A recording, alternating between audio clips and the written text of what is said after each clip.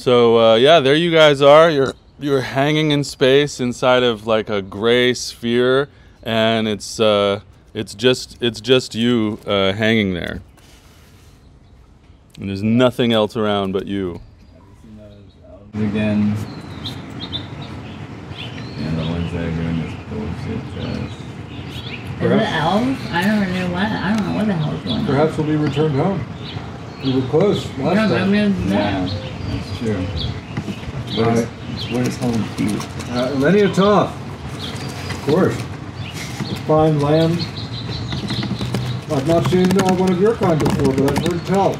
I mean, you should say I'm from a lineage as well. Yes, excellent. Well, we were just there, and we seem to be in some kind of situation where people summon us somehow. We appear briefly, are put into extremely dangerous, life-threatening situations, required to fight for our lives, or solve a mystery, or something, and then are simply sucked back and returned to some sort of netherworld where copies of our bodies are kept in tanks. It's all rather strange and terrifying. Wow. And unpleasant. Deeply unpleasant. My people are no stranger to imprisonment. Yes. And freedom is of most important to me. Yeah. Well, I hope we can find out who's responsible for this and regain our freedom. And if I can help you in any way, I will do that. I will do so. Do you have any ideas who's doing it? You said something about elves? Yeah, I can't read my notes. The last time we saw, I think it was an elf and a half elf. Yes. Messing with stuff where our bodies were. This is the tanks? I yeah, wasn't inside. there on that one. Our bodies were in tanks. Well, most people's bodies were in tanks. I didn't look at all the tanks, but then I opened the door to where they were, and then they did some kind of magic and kicked us out somehow. So I was just trying to talk to them. We're being used for something. Yep. However, the errands that they send us on are often opportunities to do good. And gain stuff. Yes. And help people.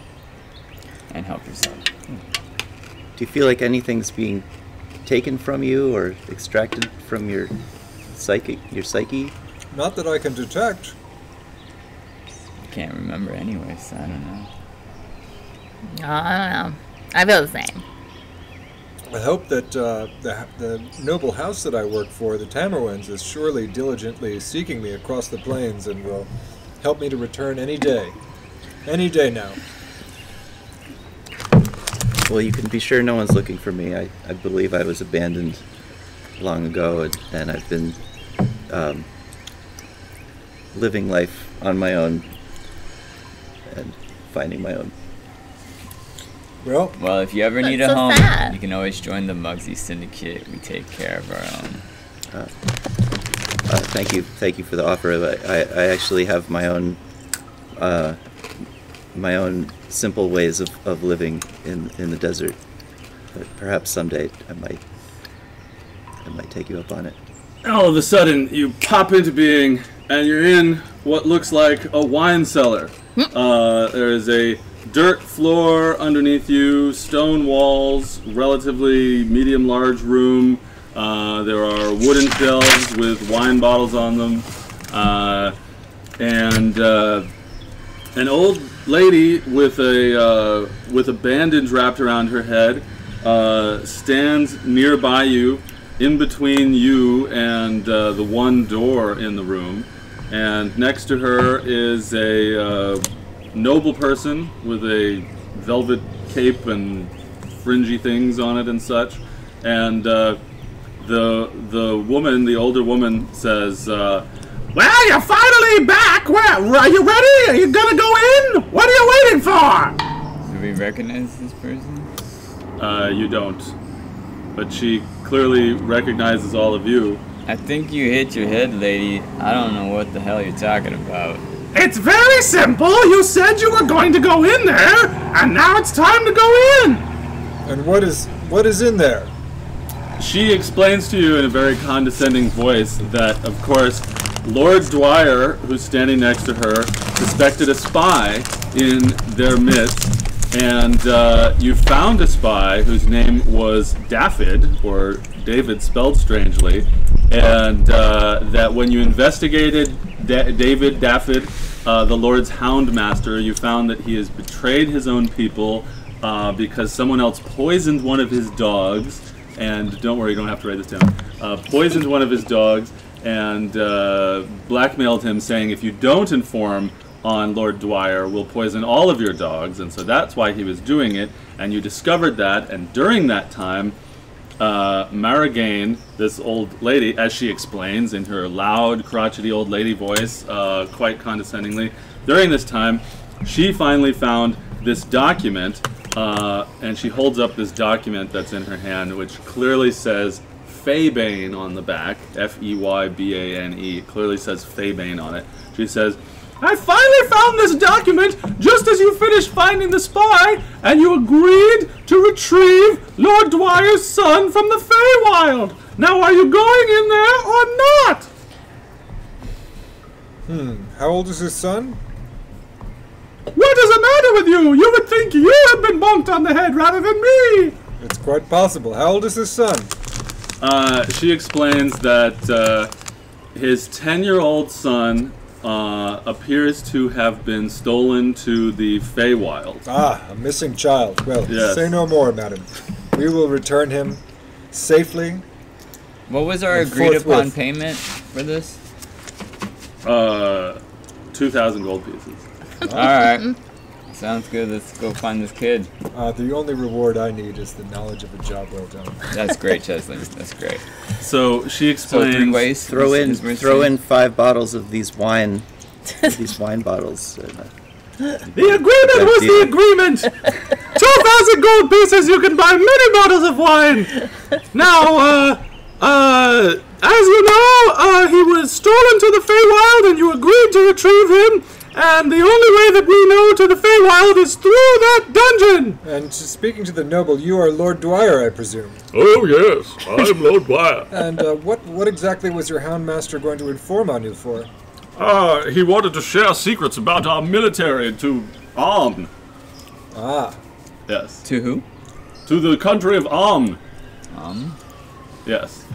This will be a boring waste of time if you go down this road.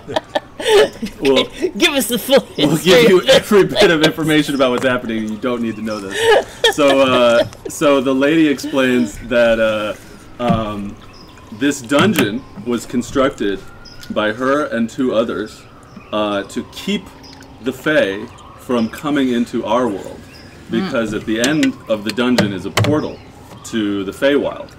So the only way that they're aware that you can actually retrieve the son from the Feywild is to go through the dungeon backwards. It's all one big trap that they set up to keep the Fae from coming into our world, and they want you to go through it backwards and go through the portal into the Feywild.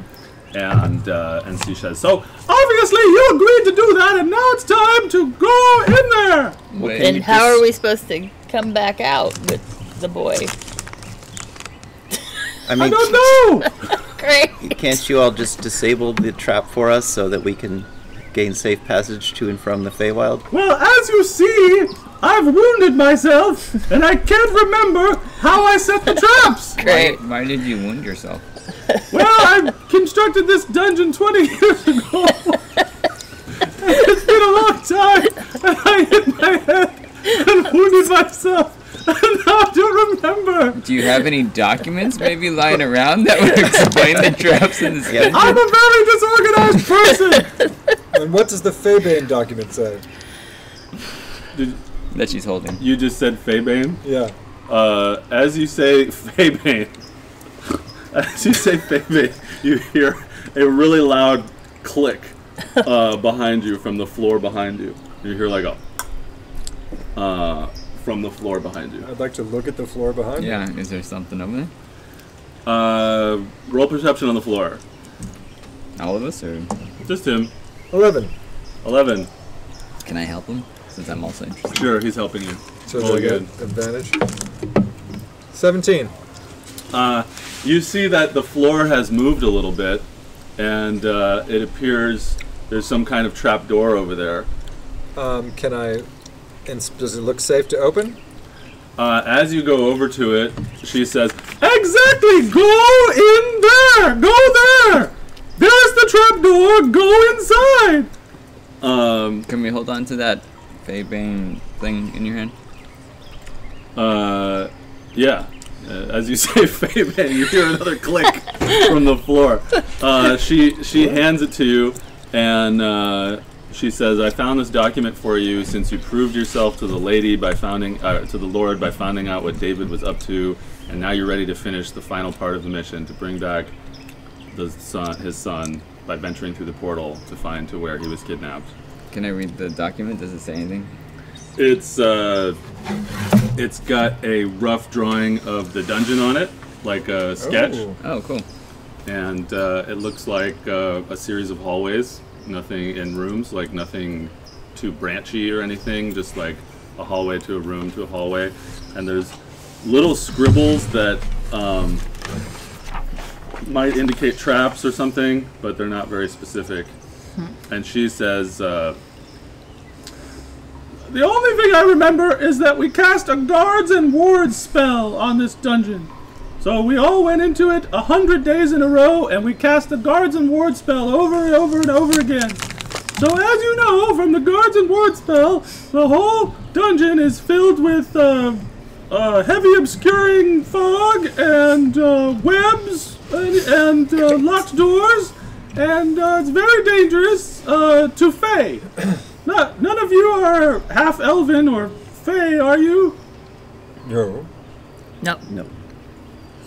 She rolls insight on you because you seem suspicious. She decides that you're telling the truth. And what's the boy's name, and what does he look like? Ijor. Ijor. Yes, he's a small blonde boy.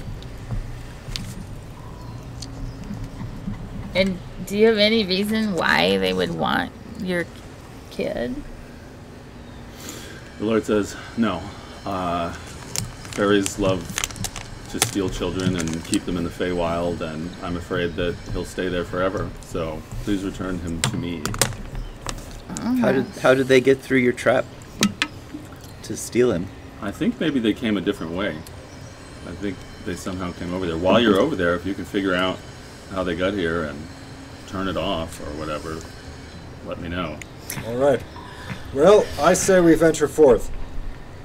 I'm ready. Ijor needs us. Sure. So do you guys go over to the trap door? Yes. All right. So you're what do you got for armor? Studded leather? Me? I just have leather. And you got metal armor, and you got metal armor. And what are you? You're wearing robes. You're a monk. So, I got scale mail. You two, as you walk over to the trap door, make a strength check. 21. Not very strong. 12. Okay, so you feel fine, although you feel a little bit of a pull on you. But as you go over to the trap door, you have a flail, right? Mm-hmm. Your flail kind of sticks to the trap door. It like flies. You fly with it, and you just go and it takes you a minute to pull your flail off the trap door. And the old lady says, "Oh, of course, that's made out of lodestone. You see, that keeps the Fays at bay. It's poisonous to the Fae, and of course, it's magnetic as well. So you have to be careful. There are traps made of lodestone I can't believe I just remembered that. Wow." You're healing. Yes. Beautiful. Maybe you should come with us so Yes. it'll jog your memory. Oh, I'd be very afraid of the traps that I set for myself to kill me. They might mistake me for a Fae, but none of you are Fae or even half Fae, so I think you're safe. Wait, so are you Faye then? No, I'm just afraid and old, and Sir Chesley will protect you. Yes. I don't know. I think maybe you'd be better off going alone. She hobbles. She's really wobbly. You're not sure she can even fit in go in a dungeon without falling over. So Maybe if you carry me, but I really don't know how You useful I'll think be. you can carry it, Sir Chesley? I don't think this woman's coming with us. No, I mean, she sounds like she's very insightful. I'll come with you if you carry me. I think she'll be killed as soon as we encounter adversity. No. Yes, I think that too, but you're welcome to bring me along if you carry me. I'm very, very... What about Lord Dwyer? Should we try to bring Lord Dwyer? Lord Dwyer says, well, someone's got to watch the land and make decisions and be the Lord. Oh, This is why I hire adventurers like yourselves. Now you've already been paid for the first part, so please continue the second part. I check my money. Do I have more money than I normally do? Nope. I didn't get paid. Did you get paid? Well, you all had an amazing feast last night, and then you were visited by my servants in the evening. And, you've just received many doubloons worth of value from the experience. Well, I think that Wait, you had a prostitute? this Is that what happened? that's not what doubloon is, Happy. Oh, he was saying something else, but alright. I was not doubloon last night. We can. I think the sooner that we recover Ijor, the sooner that we're closer to getting home. That's my view. I say we open this lodestone door and proceed forthwith. Alright, Faebane, let's open up. When you say Faebane, Faebane. Yeah, you hear lots and lots of clicks.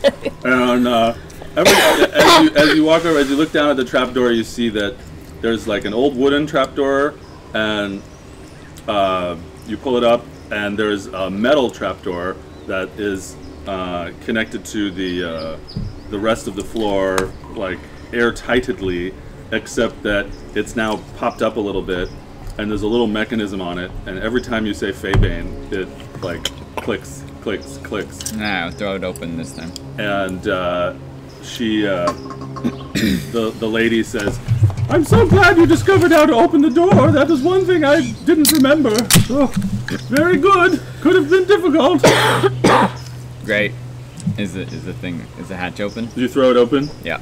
Okay, you throw it open, and below it, you see dim, dark, webby shaft going straight down. It's 30 feet deep and 10 feet wide, this shaft, and there are a few different chunks of webs in it.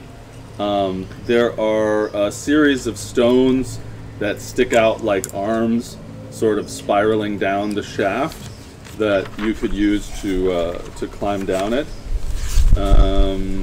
Sort of in a downward. Can we see what's at the bottom?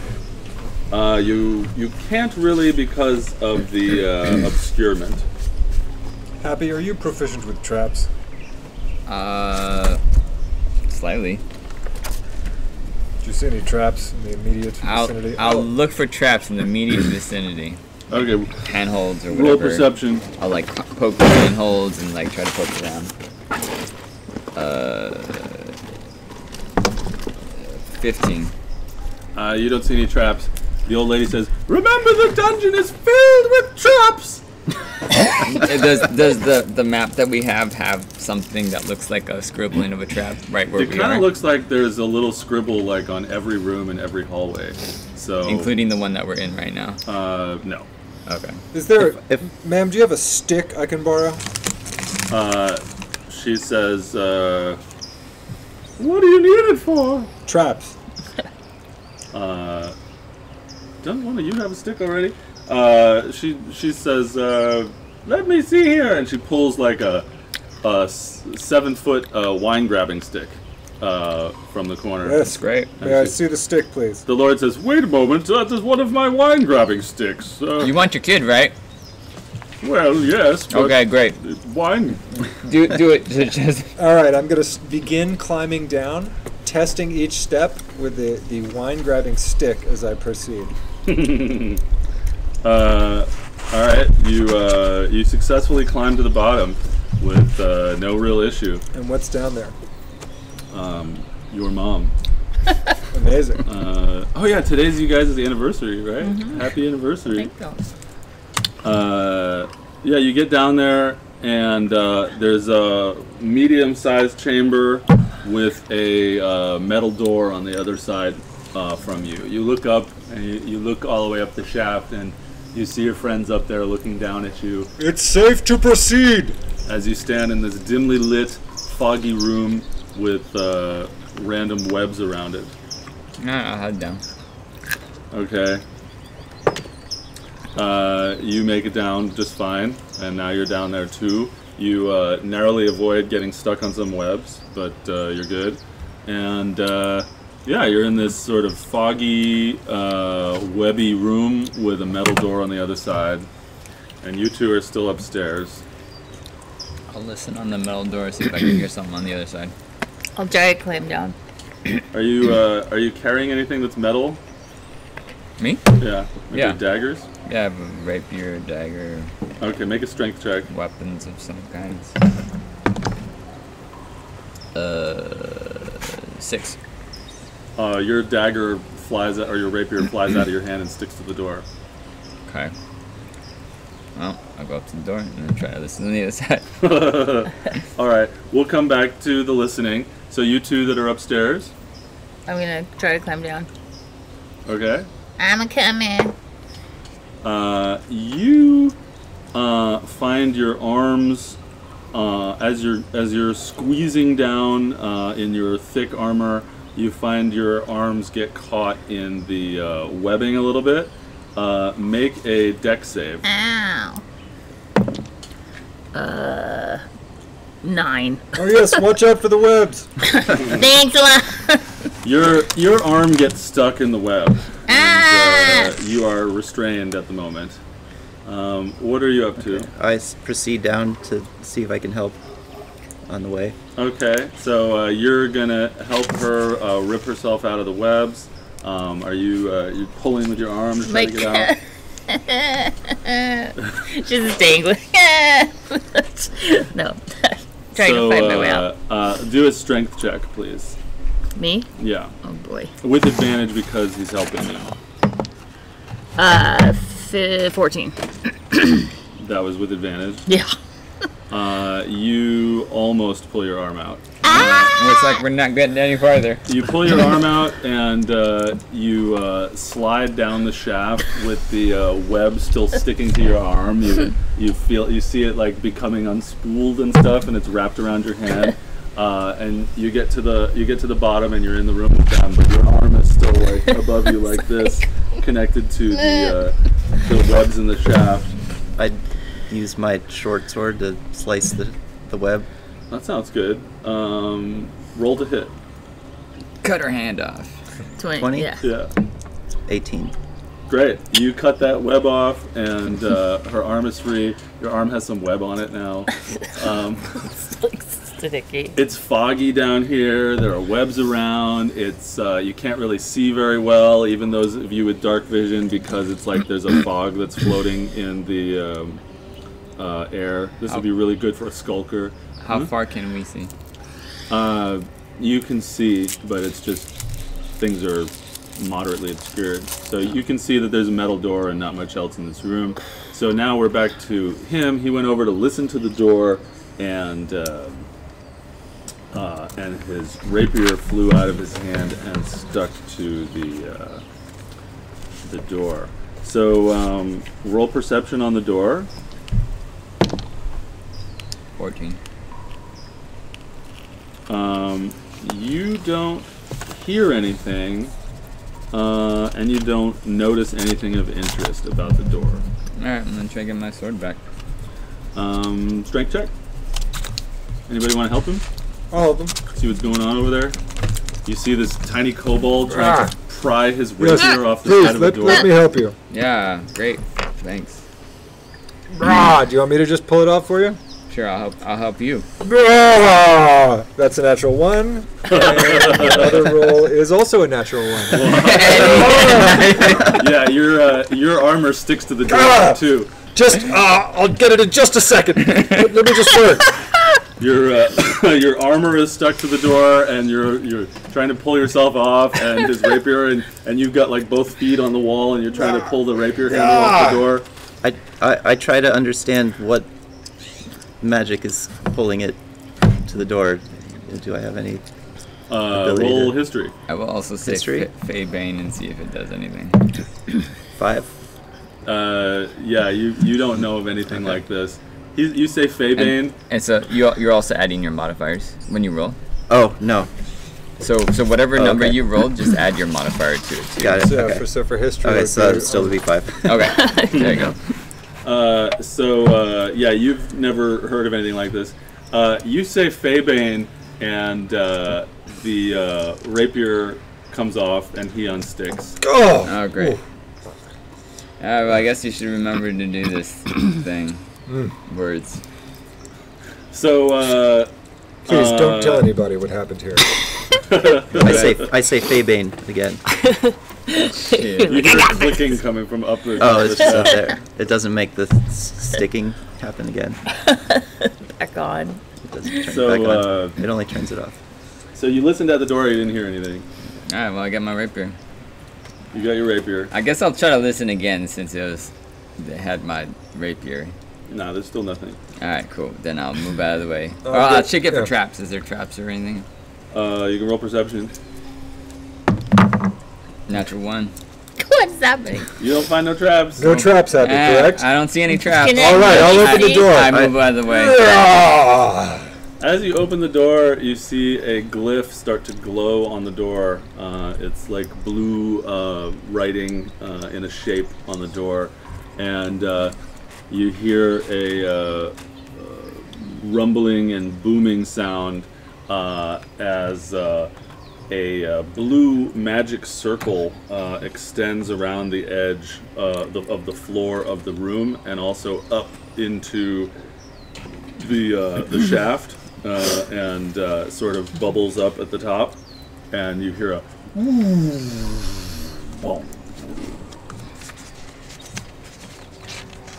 All right.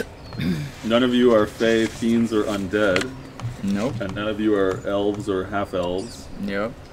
So you pretty much just see this happen. Cool. Yeah. It's like it's some kind of spell went off. Yep. I'm going to continue on into the hallway. You got detect magic as a ritual? Do you have detect magic I as do. a ritual? One of you may want to put that on. Oh wait, no, I don't. I No? have it today. Uh, I have divine sense. Okay, well then maybe we're just out. It's alright. I have a mage hand.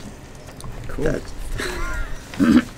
Yeah, so anytime you want, you can be Mage like, I hand. move that with my mage hand. I grab that with my mage hand. So you don't have to walk over and do it yourself. Happy, make a dexterity check as you walk through the door. I wasn't walking through the door, but alright. 10? Gust of wind sweeps out of the hallway and blows the map out of your hand, and it blows right up the shaft. Then I'm gonna run back after it. And nobody's in the room, the door is open, and the map is not in the room. It's gone. that map looked pretty useless anyway. Alright. Goddamn squiggles. Yeah, as you go after it, you hear the whisper in your ear of, "Baby." So you guys heading into that? Oh yeah. So you open the door. So beyond the door, you see a corridor. It's about 40 feet deep, and I'll let you roll history to try to remember the map whenever you want to remember it. We could do that. So there's a 40-foot section of corridor in front of you, and again, it's webby and foggy and a little hard to see. And yeah, you see it's about 15 feet wide and 40 feet deep. Unless anyone else would like to go first, I'll proceed with my wine-grabbing stick. Thanks, Chaz. You're doing great. Yes. So Please. what exactly are you doing? I'm walking forward, cautiously scraping my wine-grabbing stick along the ground in hopes that it will trigger any traps. Extended as far in front of me as it will go. Like 6 feet in front of you? Yeah, it's a 7-foot stick, so 7 feet is the hypotenuse of the triangle. And you're scraping it. You're scraping it along the ground. Scraping it like a blind man's cane from side to side, hoping that any bear traps do not snap my ankles. And walking forward cautiously. Okay. And keeping an eye out as vigilantly as my not especially perceptive character can. All right. Roll either sleight of hand or perception, your choice. 6. Can I help him? Yeah. Can I assist? Can Yeah. I say I'll walk behind you and look ahead? Thank you, my friend. 12. Cool. So as you're scraping the cane across the ground, you trigger some kind of pressure plate in the floor, and you see just a few feet ahead of you darts fly out of the wall and bang into each other and Aha. fall down on the ground in the middle. Excellent. Can I pick up one of the darts? You may. Can I inspect it to see if it's poisoned at the tip? Sure, do a medicine check on it. You lick it and Yeah. say, 16. It is poisoned. Does anybody here have an interest in collecting... What? Nice. that's by the hawk. Interest in collecting poisons? I mean, I'll take the darts if nobody wants darts. Please. Enjoy. Do you want to look at them too, Happy? Sure. Roll, why don't you roll either medicine or history on them? Same thing, so 20. Okay, great. As you inspect these, based on your life as a organized criminal and your interest in assassination and such, you realize that this is a poison that it's bad for anyone, but it's particularly bad for Fae. Great. We should use these against Fae. Ah. All right. As you guys are standing there, there's another gust of wind, and the map comes blowing back down the hallway. It comes blowing back down the shaft, and it sort of circles around Happy's legs, and then like flops near where the darts had landed before. Hell. Okay. I will pick it up and be like, Something is afoot with this map. Yeah, yeah. yeah, are you intelligent, map? The map whispers, Faebane. So then I say, Fae. Baby, baby, baby. Faebane, a man shows up and gives you a gift. Yeah, you're standing there at sort of the beginning of the hallway. You're about 1/3 of the way down the hallway, and you're holding that map, which when you look at it, you see some scribbles on this hallway, and there you are. I'm going to continue with my wine grabber stick technique. All right, roll either perception or sleight of hand. Can I do it instead of you? Sure. I feel like I might be better at I sleight of rolled hand. I rolled a 4 if you want to kill me with something before we let him take over. Yeah, maybe he could finish the hallway. All right. So let's see, Tim. Lord Chesley, Sir Chesley. Sir Chesley. As you are, you're like ham-handedly scrumming around on the floor with your wine-grabbing stick. A dart comes flying out of the wall near you, and what's your AC? 18. It hits you, Oh! and let's see. Make a con save and tell me what you get. 13. You take some damage. You take 10 poison damage. Fuck. Ah. No, have no fear, my friends. I will simply. I was simply. Am I poisoned? You are poisoned for the next minute. Well, not if I lay hands on myself. Or, sorry, you're poisoned for the next 6 seconds, but yeah, you're still damaged. I'm gonna lay hands on myself, and what does poison do for 6 seconds? Disadvantage on attacks. Yeah, I'll let myself be poisoned, but I'm gonna lay hands on myself and cure my own hit point problem. Okay, so you clear you put your hit points back, and I'm gonna allow 6 seconds to pass, so that I yeah, no longer have disadvantage. and there you are. You're standing in the hallway. Yeah, maybe let me take over the sweepity over here. Gladly. All right. Would you like to hear? Let me take this wine grabbing stick. Yeah, you can help, you know, Yeah. but I'll do it Go ahead and roll sleight of hand again. with help. Are you helping? I'm helping. With help then. 19.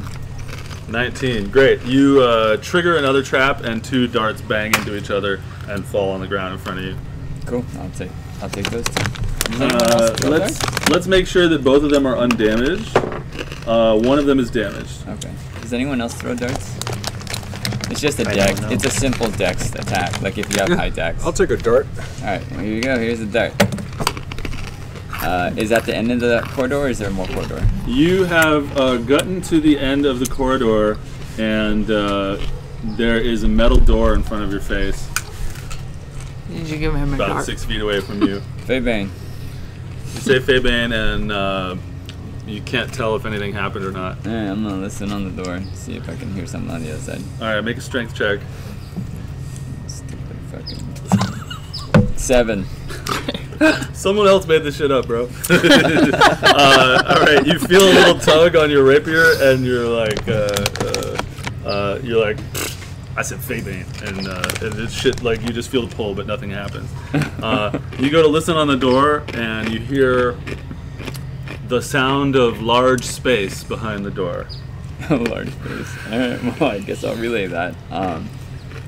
Yes. I'll look for traps on the door. See if I can feel like a glyph maybe on the door or something.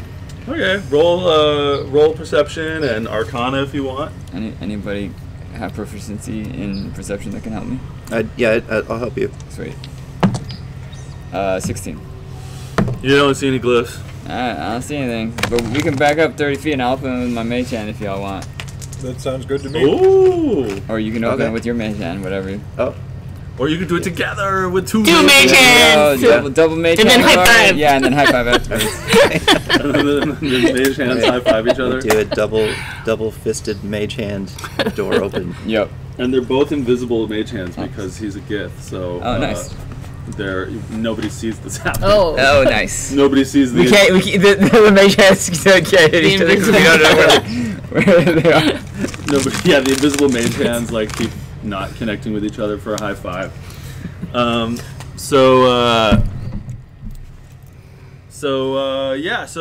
open the door, and on the other side you see a circular passage, kind of like a tube.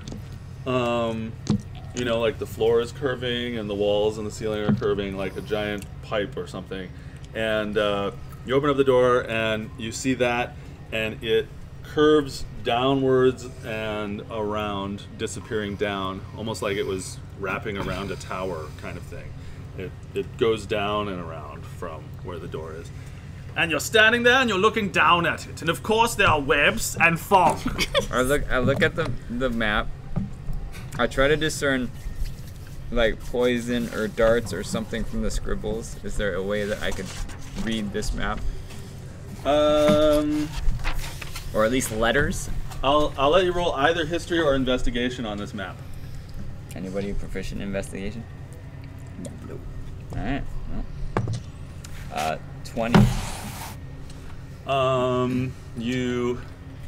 You see some scribbles at the beginning of the hallway, and you see some scribbles at the end of the hallway, and you see like a little happy face in the middle of the hallway. Of this tube? Yeah, there's like on the thing you see like the stuff that you just went through, and then you see this long curving thing, and then some more stuff. So there's like a long curving hallway, and you see scribble, happy face, scribble on the. Alright, I'll do the little sticky thing, and I'll check the, since it's round, I'll just do the whole circle as they go through. Okay. Roll perception. Can anyone help me look at stuff? I'll help. Yeah. Or if he's better, he'd probably. 15. He's the new friend. So, all of the fog in the hallway is creating disadvantage with searching for stuff. So we'll have like no advantage and no disadvantage. It'll just be straight rolls. Alright, well I rolled 2 11s anyways. Yeah, I was gonna take that roll no matter what. I'm sorry, if I'm helping, how does that, like, do I roll also, or does that just, what So does that when do? you help, you Yeah. give him advantage, which means he'll roll Got it. 2 d20s and take the highest. Got it, okay. However, because the fog, which is thicker in this part of the dungeon, is providing disadvantage because people are having trouble seeing. Oh, so it those just- two things will cancel each other out, and people will just make normal rolls. Yeah,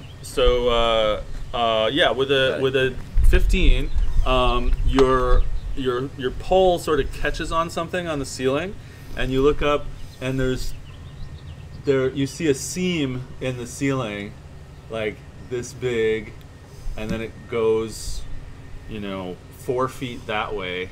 You see this like seam in the ceiling, and then it goes 4 feet that way. But it's an airtight seam. Bang. Nothing happens. Directly underneath it, does it look like there's something? You scraped your stick through there, and you didn't see anything. There's some kind of bullshit thing right here. Yeah. So, Can we tie, mage hand it, punch it maybe? You guys both punch it with mage hand over and over and over again, and nothing happens. Mage hand the area underneath, like touching things as if The you're like mage walking. hands are just like touching things all over the floor and feeling things, and nothing happens. does the floor seem slippery, like if we were to go forward that we would slide down this? You can The- roll the perception tube? on the floor. Roll, okay.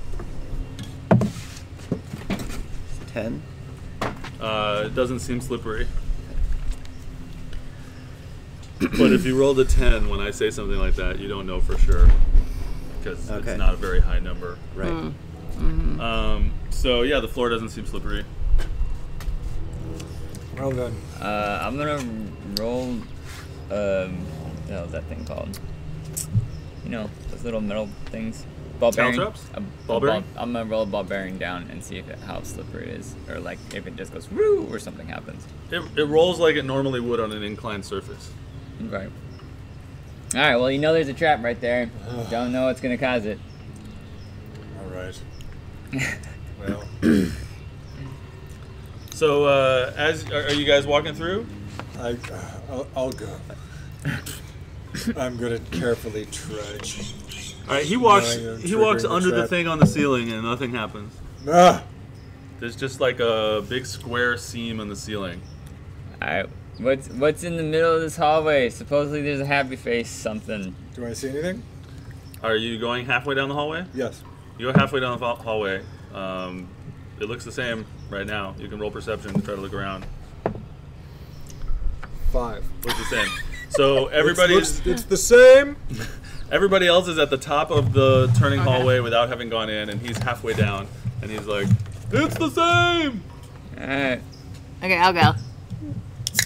Oh yeah, Tim, make a I'm sorry. dexterity save. Who's Tim? Chesley, dexterity save. 4. Okay, you get stuck in some webs. Yeah. Ah! There's webs. God damn! So much for the happy face. You can burn webs. Happy face was a giant Yeah. spider. You can. So you guys are up there at the top of the thing. I'm gonna go. I'm like, You're going. yeah, I'm going.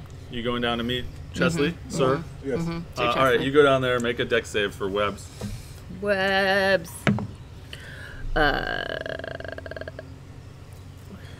You don't get 15. stuck in the webs. 15. Yeah. Excuse me. I know. I've been there, dude. I've been you- there. Would you mind if you have some sort of blade? Only have. I can cut you out with the javelin tip. Yes. Perfect. That sounds a little tricky. That does I'll sound give tricky, you, right? Make I'm a gonna make a strength swat check. at it with a strength check Yeah. for javelins. That's a 3. No, that's a 2. You'll easily cut this wedge from I the just hit him. You start cutting the webs with the javelin tip, and then you just sort of fall over on the ground, like you're putting all your weight on it, and it gives way, and you fall over next to him. What are you two up to? I'm gonna go down, but I'm still weary of that seam thing in the ceiling. So can I like run? Can I like bank the curve and run the Sure. side of the thing as I go down? Yeah. Roll acrobatics. Okay. Okay. 15. Okay. Yeah. You sort of run up the side of the wall, little Matrix style, or John Wick, or whoever does that kind of Parkour shit. thing or something. Yeah. Yeah. You can describe it if you want. Oh, okay. Yeah, I run up over the wall. Yeah, acrobatically avoid the trap. Yeah, and you're just sort of like 90 degrees to the ground as you run to the side. Yeah, and I take a closer look at it while I'm there. Do I see anything? It looks like a seam in the ceiling, like a big square, airtight seam in the ceiling. You know, about, I don't know, 4 feet by 6 feet kind of thing. And I whack it with my real hand as I run by. Nothing happens. So you make it down there without getting caught in the webs, and you're the last person, right? I'm gonna light a torch and start burning some webs. Be careful, my friend. Cool.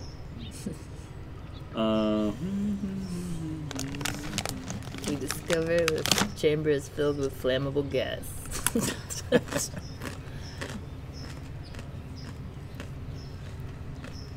Oh, this is. I didn't even notice the. Sound. Yeah. Yeah, That's ambiance. right. So you take a torch and you start burning the webs at the top of the tube. The fire quickly spreads from web to web, filling the entire tube with fire and thick, dark smoke. Make sure to dodge the fire. Sir Chesley is still stuck in the web, and Like, the smoke starts to remove the oxygen from the air, and it becomes difficult to breathe. Everyone takes 5 fire damage, not me. Wow. I take half that. and you actually say that out I'm loud. like, not me, guys. I take half. The tube is filled with fire and smoke, and you get the feeling that if you stay here, you will continue to suffocate and burn. If we move forward, will it? I'm gonna ask Calicus. Calicus to be like, you gotta cut him out with your short sword, man. I Oh, yes. failed miserably. Calicus, please, could you assist me with this small problem of the web? Seem to be having. Roll a d20, Feldman, and tell me what you get. 16. Okay, you cut him out. Oh, What are you cutting him with? Your hands? What are you? Wait. With sword. my Short sword. short sword. If- Yeah, you like definitely go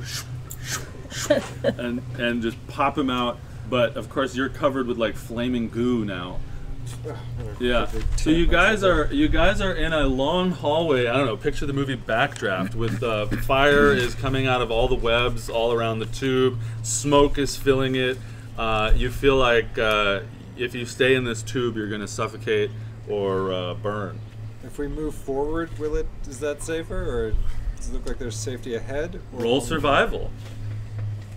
4. I have You a, don't know. I have a question. If thaumaturgy can cause flames to dim, can I Yeah, make I the also flames go down have the a same bit? thing with prestidigitation. One of those two can extinguish a flame. The other one can lower the flame. Mine can extinguish a flame. All right, let him do something. Give him the idea. Well, I was gonna do it, but Okay, so you use thaumaturgy to lower the flames. Yeah. And then what? I was gonna use prestidigitation to snuff it, but it says a small fire, so I don't know if I have to do it like multiple times to. Well, I don't know. Where's the most important place right now? I mean, is he still on fire? Like, we're all on fire? Like, I don't You quite guys are in understand a what flaming happened. tunnel.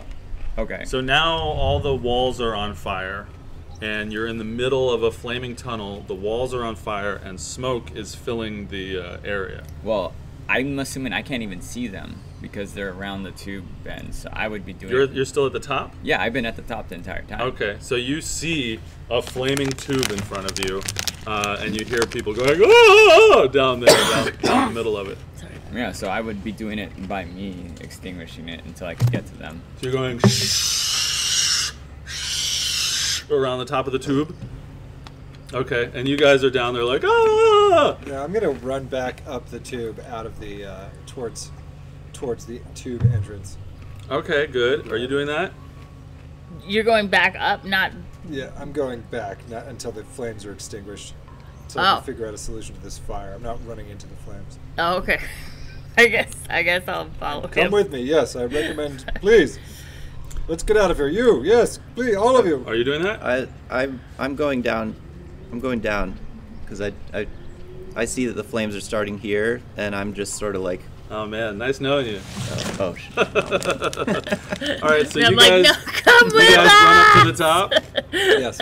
All right, so both of you make a dex save, please, as you run through this flaming hallway, dodging the 6. flames, which are now lowered, thank goodness, thanks to thaumaturgy. 17.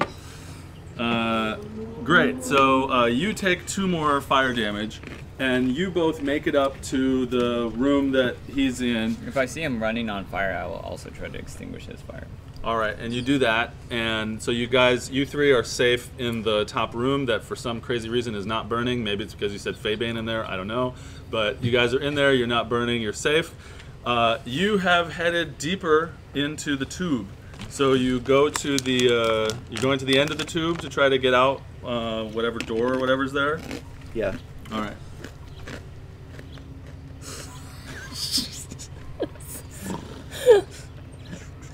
Right, since I wasn't in the tube, did I take damage or do I not take damage? You took the first damage. I did, okay. Yeah, you lit the webs, so the webs blasted at you as they caught on fire. Okay. My hands caught on fire. Alright.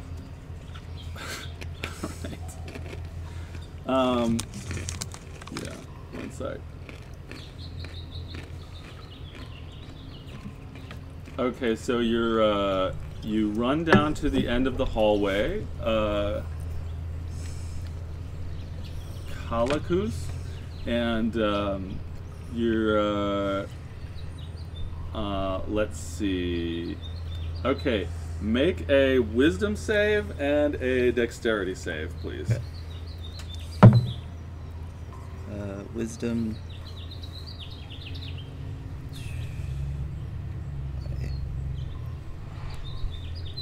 Wisdom's in the big ones on Oh, the side. thank you. Okay, 7. On the wisdom, okay. Yeah, and then Dex is 16. Okay, that's good. That's good about the dex save. So as you run to the bottom of the tunnel, you see a purple glyph start glowing on the wall next to you. Like there's a little writing rune glyph thing next to you. It starts glowing purple, and you hear this as you are standing in this flaming webbed hallway. And there's a door in front of you at the end of the hallway. It curves up behind you, this stone tube, and this purple glyph glows out at you, and you feel yourself paralyzed. And now you're glowing purple with the glyph, and you're paralyzed, your feet rooted to the floor. At the same time as this happens, you guys are standing at the top of the tunnel, and you see that seam that you had noticed in the ceiling fall down, and a giant metal sphere falls out of the ceiling Oh no. and lands in the top of the tunnel. No. You feel the stone shake as it lands, and as it lands, it extinguishes all the fire around it because it just fills the tunnel with its mass. and it starts that's good news. rolling down the tunnel. That makes sense. And I start yelling, Fabing! Above Calicoos. As it rolls down the tunnel, it extinguishes the flames and it rips the webs off the wall, but it comes rolling at him, who fortunately passed his dex save, so he may not die. Remind me how many hit points you have, sir? 30. Okay, that's not bad. You've got good odds. You've got very good odds. Very good odds. You can't take more than, I don't know, 20 or something here. So this giant sphere is rolling at you. Oh my god, 4 of them were 1s, so that's pretty good. What? So the giant sphere rolls at you and it just fucking flattens you, squishes you to the metal sphere, squishes you to the stone of the tunnel. But using your monk dexterity, you sort of roll a little bit to the side so that your spine and brain are not crushed by this ball. And it rolls over your back and you take 11 bludgeoning damage. And you are paralyzed, laying on the floor, squished at the bottom of the tunnel, and the 3 of you are standing at the top of the tunnel, having seen the ceiling open up and this ball roll down. I'm going to run down after Calicoos. Calicoos, are you all right? I'm all right. It was but a mere minor sacrifice to get that out of the way from the rest of you, which would have surely killed you all. Yes, absolutely. I'm running down and I see, what do I see? His prone, paralyzed body in the shape of a pancake. And what's the room in the glyph that he saw? It's a circular tunnel that is going all the way down. You see a purple glyph that for the next couple seconds is glowing next to his body, but as you make it down there, the glyph turns off. You see the light and the glyph turn off. Mind the glyph as you come down. Can I?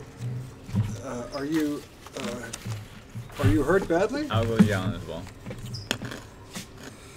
Not too badly. Are you able to heal yourself at all? Should we take a short rest, maybe? Let's I can. find a safer space than this horrendous tunnel. We can go back up to the first room. I say we continue on. I can. Yeah, let's keep moving. I have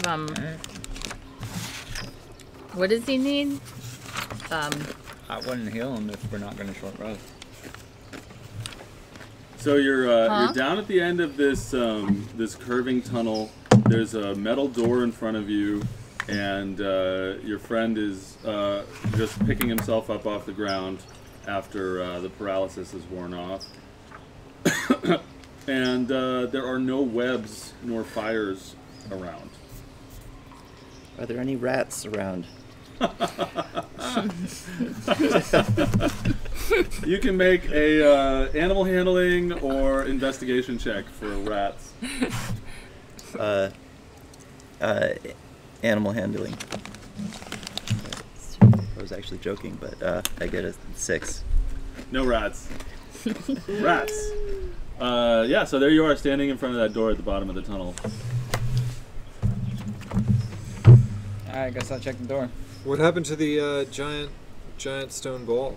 Ah, that's a great question. It rolled to the end of the hallway, and then you saw another door open up in the ceiling, like another seam thing opened up in the ceiling above it, and the ball rose up into the ceiling, and the seam shut, and then you heard a noise above you, kind of like when a bowling alley resets, as you imagine the ball rolled back up to the top of the tunnel, and both of the ceiling seams are shut now.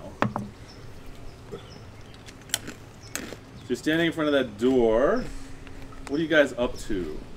Check the door. You check the door seems fine. In fact, it's unlocked. No traps or anything? Nope. You rolled a 20, you find no trap. I back up and I will open it with a mage hand. You open it with the mage hand. Inside, you see a room that doesn't have any fog or webs in it, and is pretty empty and pleasant. But there's an interesting statue in the middle of the room that is holding out some arms to you. Or it's actually facing away from you towards the other door, but you see sort of four-armed Vishnu type statue thing. But otherwise, it's an empty, clear, easy to see room, and the door on the far end of the room you see has those little things that a person could use to bar it with on the door. Can I inspect the statue? You may. You go up to the statue, and yeah, you can roll perception or investigation on it, your choice. I can help you if you want. Thank you. I'm actually good there. Okay. 19. So, yeah, you take a look at the statue, and the statue says to you, you notice a plaque on the statue with a lot of words on it. Would you like to read them out loud to your friends? Yes. They say, they tell a story. Did you do the Chesley voice?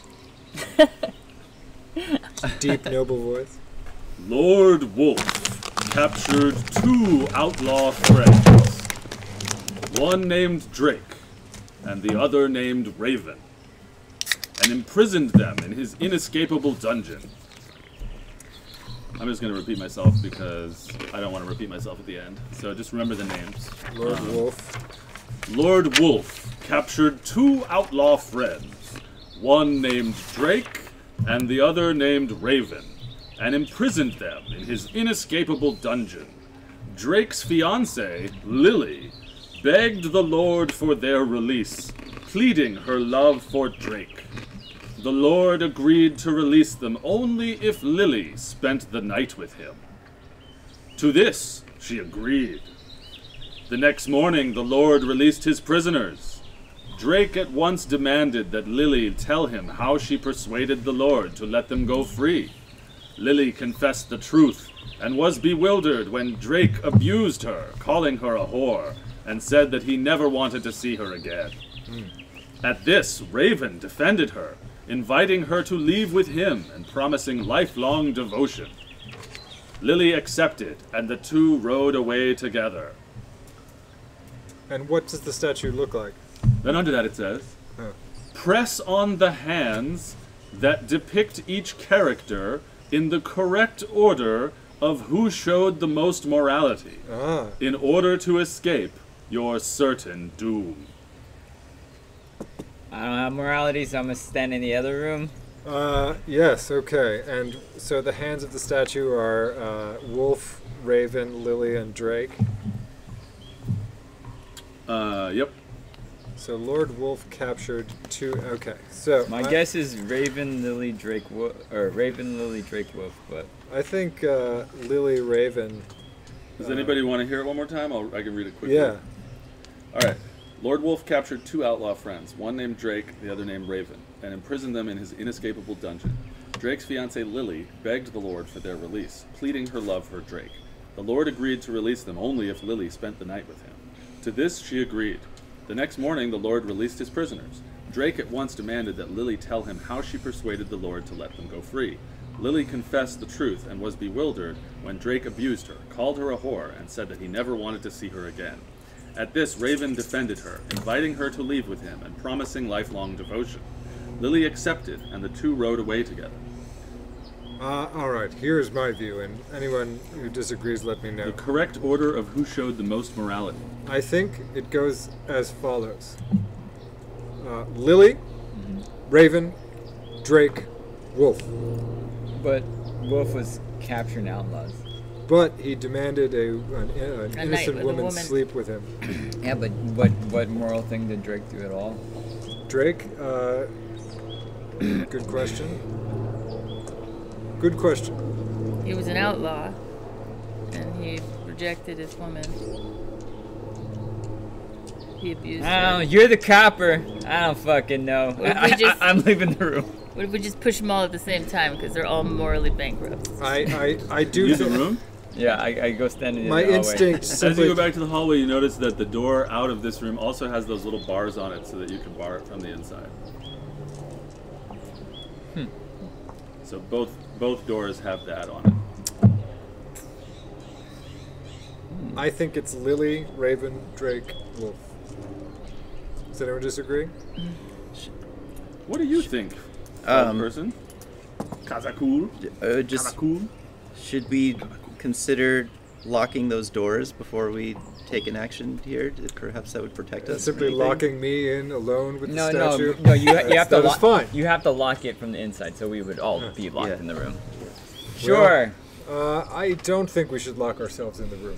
Okay. My view is that if we press these levers in the wrong order, the statue will come to life and try to kill us. And therefore, we should not lock the doors. That is my vote. But you think we'll be able to get out of the room after it comes to life? I think we'll be better able to get out of it than Everyone make a perception roll. 19. 22. This feels like the safest room so far in the dungeon. All right, I'm gonna close and bar the door. Be like, I guess we're dying with the statue today. All right. Does everybody all right with me pressing Lily? Oh yeah, what Raven? was your But you also, Order. since you both rolled so high on perception, you also notice that the statue has mechanisms upon it. Yes. Yes, we'll set off a trap, or it will come to life and kill us. I think it's personally Lily, Raven, Wolf, Drake. Okay. That's my I agree. Lily, Raven, Wolf, Drake, and you? But Drake's rejecting her is worse than Wolf asking her to sleep with him. But Drake is also a criminal to get. He is a criminal to like- start with. So Drake. Well, okay. Like, what morals are we talking about here? Are we talking about like, purity of, like, they didn't have marriage sex, or like what are we talking she about? made here? Drake is a criminal, but Wolf is a lord who abused his power, which I find more contemptible. I find that Lily made one of the most ultimate sacrifices for her love, and then he condemned her for that. Interesting. They're both terrible. It seems like what is your vote? We should just help Lily and Raven and destroy the other arms. I think it's Drake is Lily, Drake. Raven, Drake, Wolf. So we are at a bit of an That's your impasse. vote? I think so. I'm going to flip this gold coin. If it is heads, I will put Lily, Raven, Drake, Wolf, and if it's tails, I'll put Lily, Raven, Wolf, Drake. Does all agree? Sure, I'm gonna be right next to the door I bar. Flip, and I'm gonna stealth too. is it what do we want to call it? 1 to 10 is heads, and I have a 11 to 20 is two-sided. tails? Oh yeah, please. Do your two-sided. What Which the is heads. The Kraken is which version? Your version? Heads or tails? Or which one? Heads is Drake, Wolf. Tails is Wolf, Drake. Alright. Wolf Drake? All right. So Chesley is going to press the Lily arm. Pull the Lily arm. Uh-huh. Chesley is going to pull the Raven arm. Uh-huh. The statue's like, I forgot what you said. Would you please start again? Lily, Raven, and then Chesley's going to pull the Wolf arm, Uh-huh. and then the Drake arm. So the last one you pull is Drake? Yes. Okay. So you pull that arm, and the entire floor, every single square of the floor, tilts downward. I told you. Can I hold on to the bar part? Nope. Alright. You get sucked by wind, and you're not going to be able to avoid this. Sure. The floor tilts, it gets oily, greasy, wind starts swirling. The toilet flush. Yeah, you guys are like if you tried to hold onto the wall, you would get pulled off by spiritual ogres. Like it's just nothing. Like everything consorts to pull you down a hole in the floor that opens near the statue, and you're all tumbling down a chute. And what was the last one you hit was Drake, right? Oh yeah. Drake. Yeah. So you all take 2 fire damage as you're tumbling down this Stands for tunnel. me. You take 1. You're, She says again. Yeah, she says that. Yeah, so you're tumbling down this tunnel, and like jets of fire start shooting out of the walls at you as you sort of spiral down this tunnel, and and you're like, not today. Just a sin. I like it. This is like a day at the beach. And this is so relaxing. I'm working on my tan. So yeah, you guys roll to the bottom, and you land in a large, open space, open cavey roomy. Okay, the room. So sorry. I gotta pee really quick. I told you. Remember, a lord abusing his So power. why don't we Push take them all at the we same can take time? our break now. But for now, we've got other problems. Oh, you certainly do. It's not AI. This is You guys crash into the ground in this very big room, and you see white piles of white globular stuff laying around the room. And as you land, from behind you, a creature appears from another plane. Oh no. What could it be? Good God. Is it a buffalo? It's a magic buffalo. A creature appears from another plane, The fuck? and it's not a chimera. But feel free to look at this chimera that you have never seen before. Does it look like a buffalo instead? Kind of, almost. It is a giant spider. Buffalo. It is a buffalo. Look. Yeah. Good Everybody call. has their different opinion on the animal. It also has the ability to make you think it looks like different animals. And it just Giant goes, spider. and it surprises all of you Oh, son of a with an bitch. insane 21 stealth roll. Son of a You bitch. tell me if you would beat a 21 stealth roll with your passive perception. I don't think No, so. nobody will. So you are all surprised, which is a deeply horrible situation. Now, everyone remind me your current HP. I know you took some damage. 31. 31 out of 40. 38. 38 out of 41. 16. 16 out of 23. Have you taken some damage, Cal? 17 out of 35. Really? 17. How did you take all that? Oh yeah, you get run over by a ball. Yeah. Okay. 17 out of Should 35. have cured him. And Show resting. yeah. The How'd you DM get kept to saying, bar these doors, bro. So It's the safest room in the building. it's the safest room in the Oh, that would've building. been a All the good place doors are to rest. barrable. So this spider jumps out, and it's a big giant spider, and it rolls up on Chesley. It hisses, and it moves towards Sir Chesley, and it rears up its legs at him, Good. Good.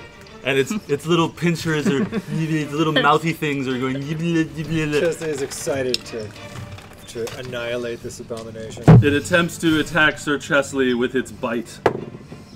And it hits. And it does 10 piercing damage. And you must make a Constitution saving throw, my friend. 21. Well, you definitely pass. And your hit points go down to 21. You feel something that feels like poison ooze into your body, but your holy paladinic light spews the poison away from you, and you are protected.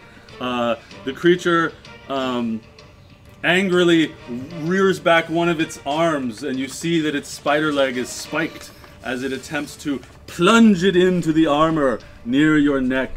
And it rolls a 17, which I believe does not hit you. Does not hit me. The sharp pointy bit at the end of its arm crashes off your armor, and it screams in anger. Ah! And now it is Happy's turn. I'm gonna go over here and go, let's get him, boys! Everyone has advantage on attacks against it. Woo! For how long? Until the start of my next turn. I believe so. You guys have one turn where all of your attacks have advantage. Yeah. All right. So. And then I will short bow him. That's a crit. Oh shit! Roll damage, son. So that is 66 damage. Excuse me, 66? Yeah. Does anybody, can I borrow dice? Yeah. You get dice for days, son. Just one more would be helpful. Mm-hmm. Thank you. Alright, so that's 12, 14. Plus 7, 21 plus 6. 21 plus 6 is 27 damage.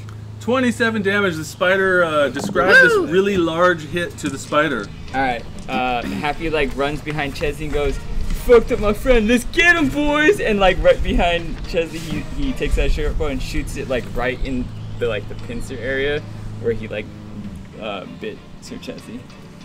And the spider is like, yeah, yeah, yeah! And then it looks right at you and it's like, ah! Okay. Move back behind the second paladin.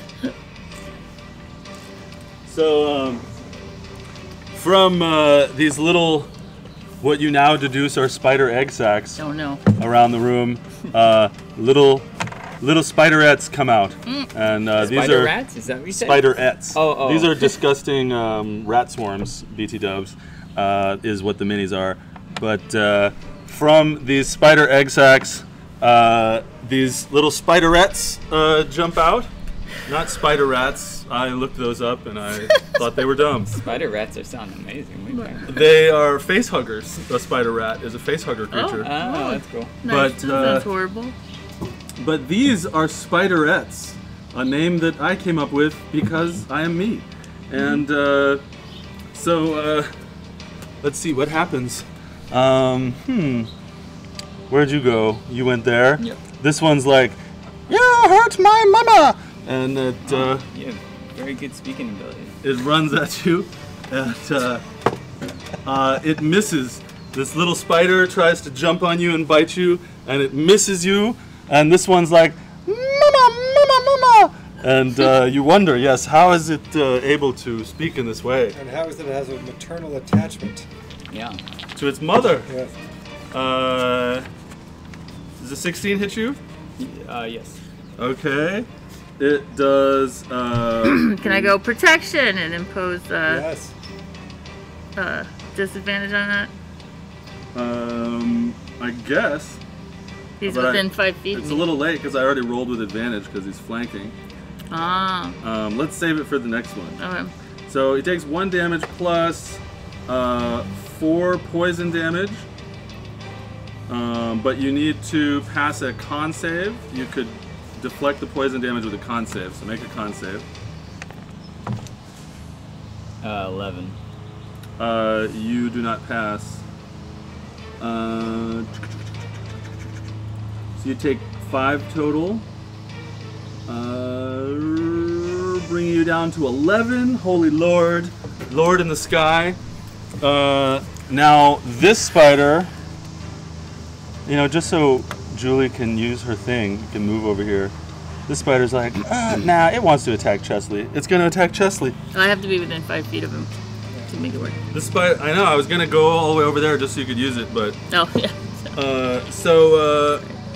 it's going to attack Chesley, and it's going to hit. There's my Sooty alarm. I got 21 hit points. We'll see how bad this little spider can bite. Are the bundles they're still there, potentially unleashing more? You don't know. We don't know. I would assume so. It We deals just don't 1 know. damage to you and Make a con save.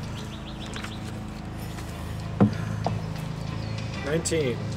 Okay, you pass, so you only take 1 damage. You go down to 20. And now it is Radical's turn. Okay.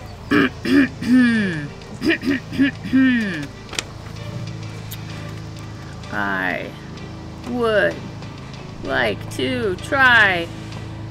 Oh, there's so many things I want to try right now. Speak with animals. No.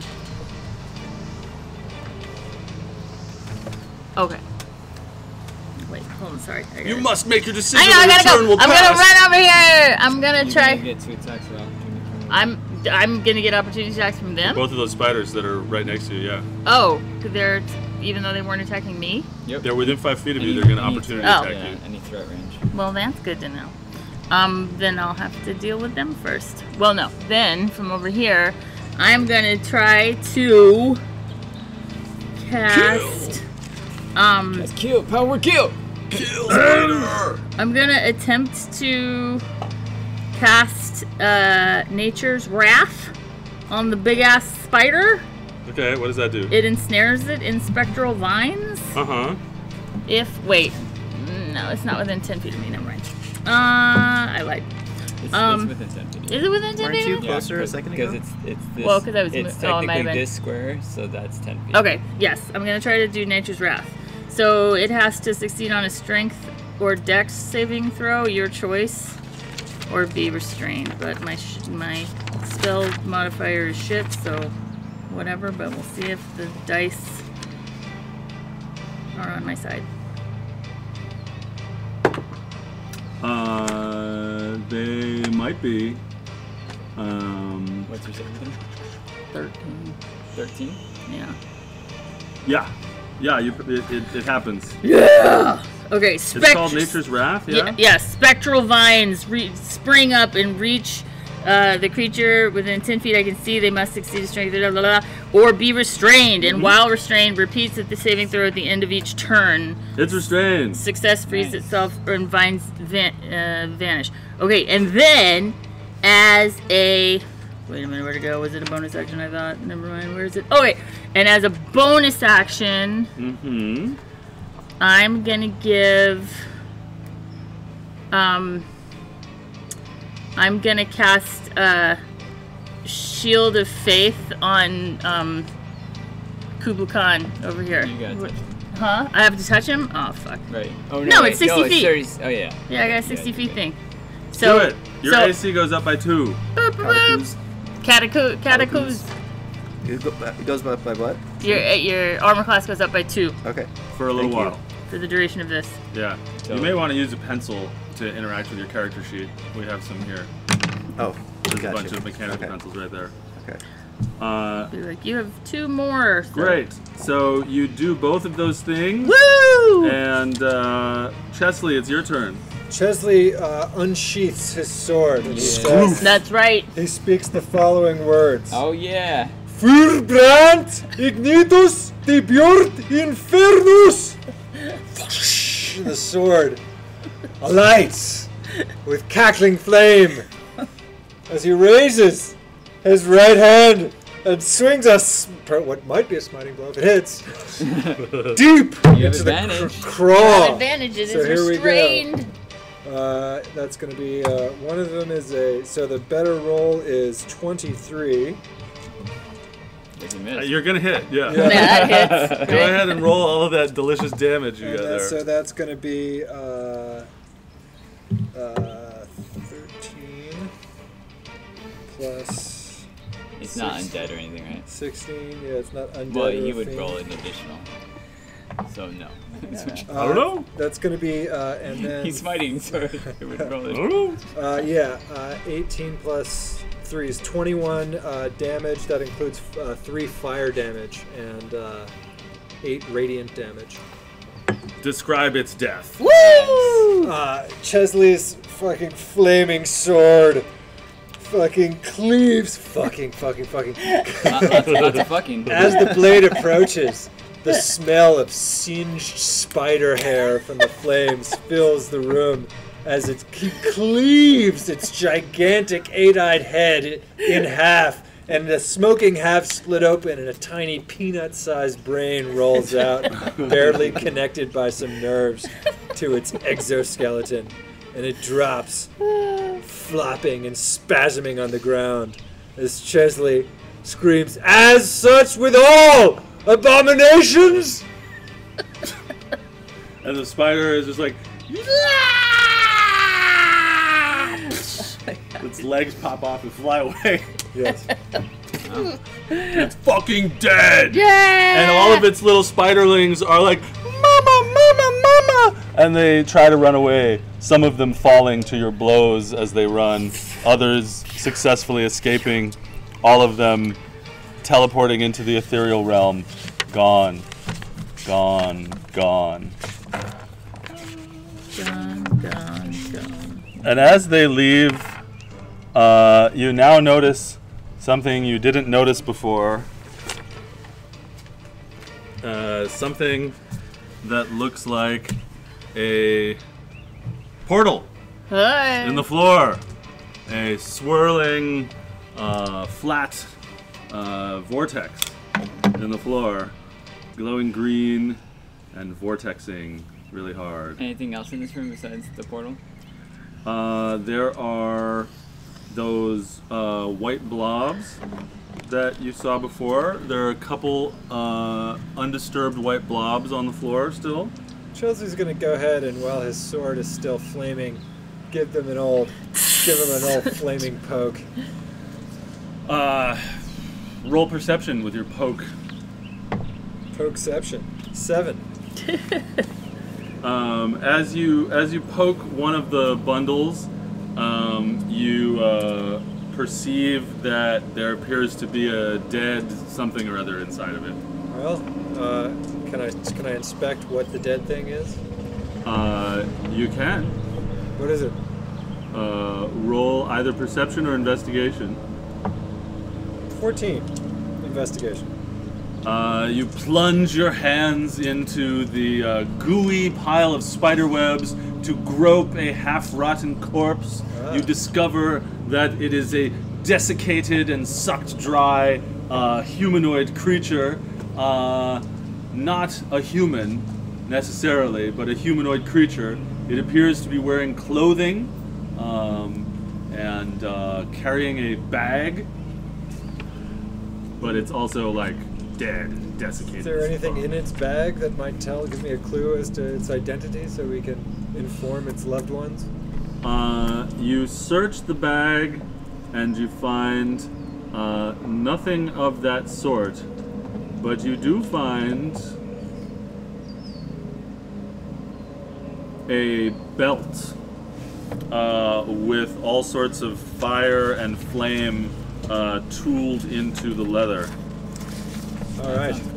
Ah, interesting. It looks special. Can any of you detect what this belt might be? I mean, put it on and do a short rest, and you'll see. We should do a short rest anyways.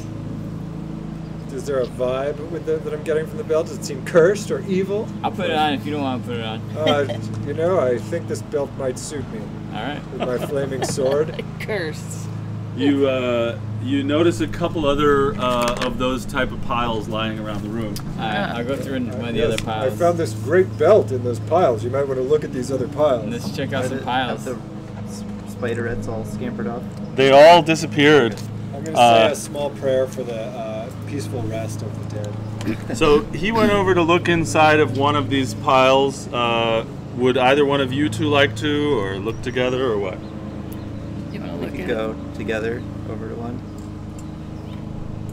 Okay, so you go over there, and you find a headband inside of the bag of a rotting corpse, which has little clouds inscribed on it and like drawings of spurts of wind.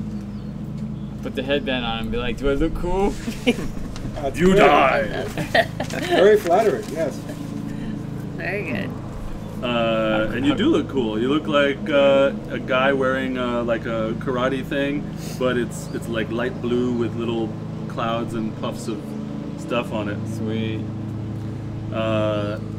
And you guys are over there you looking can at reach some in stuff. the thing. That's gross. I'll reach in. You I'm reach not in the reaching thing. in Why don't you can roll perception as you do this to see what you find. 17. Okay. If I have proficiency, do I add 2 more to that? Yeah. So 19. Nice. So as you run your hands up and down a live corpse that lies within the squishy webbing, you deduce that this is a fairy of some sort. It's like 3 feet tall. It has butterfly wings. It used to be pretty before its face imploded from being just sucked dry by spiders. And it's carrying a little fairy satchel next to it, which you also fondle and grope. And you discover a gold medallion. It has a Guido feeling to it. Big chunky Nice, gold nice medallion with chunky gold chain around it. And on it is inscribed a brain. Like a little picture, a little drawing of a brain is inscribed on the golden medallion. So, Okay. short rest? So Do you put it on? I say we grab that spider brain that came out of the spider, just in case. Go ahead. I take the brain. As you reach out for the spider brain, it melts into mush. It drips all over the ground, all over your hand. You get purple goo all over your hand and arm. You melt. Well, drat. So one of you has suggested to take a short rest, Short Yes, rest. I agree. I agree. which involves sitting around for an hour. You don't even have to sleep. You can sketch, you can draw. I'm gonna put on the belt. If you want to find out what your object Yes. is, you should remain in physical contact with it in an Okay, attempt yes. to attune to it I'm gonna hold the and belt discover and what try it to is. attune to it and take I'm a gonna short hold the rest. thing. Do we regain all our hit points with a short rest? You roll your hit dice and add your concentration modifier. Yeah, so I will let you guys roll your hit dice, How many? and Michael, you It's can up help to them you. all get their hit so points you back. roll one at a time, Okay. your d10, and then you add your con modifier, and then if you want to do it again, you do it again, up to the maximum of 4. Oh, okay. All right, so Happy, you found a A headband of coolness. fragile headband of Misty Step. Yeah. Ooh! While wearing this headband, once per long rest, you can use the headband to cast Misty Step as a bonus action, etc. After each use, roll a d20. If you roll a 1, it crumbles to dust. You said 1 per long rest. Yeah, once per long rest, cast it with this headband. And then you get a roll afterwards to see if it breaks.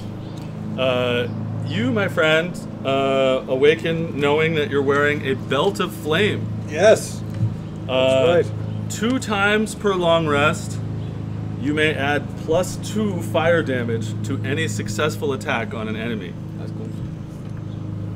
2 times per long rest. Now you're Drake. That's right. You can add. He's got this fire sword and now the fire belt. You can add +2 more fire damage with your belt twice per long rest. And you have a fragile medallion of thoughts. Oh, it's perfect. The medallion has 3 charges.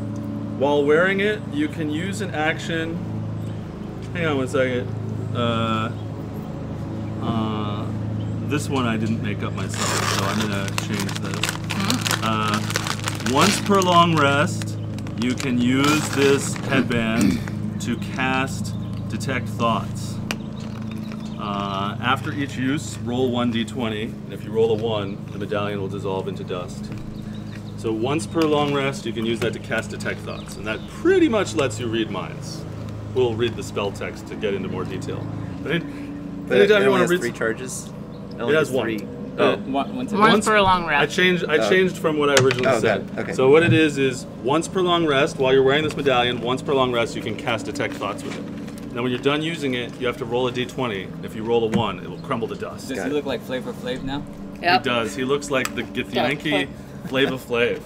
Flavor Flav. So there you are, and you're in this big open room, spider guts and shit all over the place from where you've been resting, and there is a large swirling portal right there with a little sign next to it that says Feywild.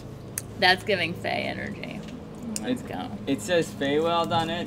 Do you think it goes somewhere? Feybane, Feybane, Feybane. Are you gonna tie a rope to something and fall in backwards? That's good. I say we jump into it and go to the Feywild. Is that useless map doing anything? Yeah. What's the map tell me? There's The scribbles. map ends here. Oh. Points okay. to this Must room. be I go. the spot. Good job, Feybe. All right, Right. I'll jump in the portal. Taking the dodge action. If he goes in there, I'm jumping after him to make sure my little bro doesn't get harmed. You jump in first, and then you jump in after him. What are you guys up to? Like, you want to hold hands and jump in? I just jump. Okay. I'll jump. And that song starts to play. It's really Yeah. Closing time. This is You my guys start kind of drifting through, green energy surrounds you, and you find yourselves being transported, and you hear the soft, dulcet strains of Closing Time as you float through space. Closing time, you don't have to go home, but you can't stay here. And you guys flop onto the ground Nice. in a clearing of sorts. It is a large, open, meadowy clearing that has lots and lots of twisting vines and branches all around the edges of it in a big circle. And you get the distinct feeling that you are not in Kansas anymore. Never been in Kansas in that sense. And there you be, standing in this meadow. Well, Kid's name? Ijor. Hi, Jor. Hi, Jor. Hi, Jor! Ijor! Is there any footsteps or some kind of trail or anything that we can see? As you call out for Ijor, the branches and the leaves and stuff start moving towards you in the meadow, pulsating and undulating like you're surrounded by a woody amoeba. As that happens, you hear whispered, "Over here," on the wind. "Over here."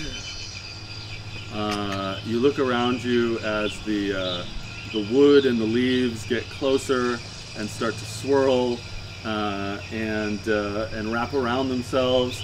And as they do that, you start to see these little pixie-like creatures, maybe this big, are among the wood and the leaves, and they're roiling and shifting like a swarm of anchovies under the ocean with the branches and leaves and vines, and you start to hear a quiet giggling as the strange vine forest moves closer.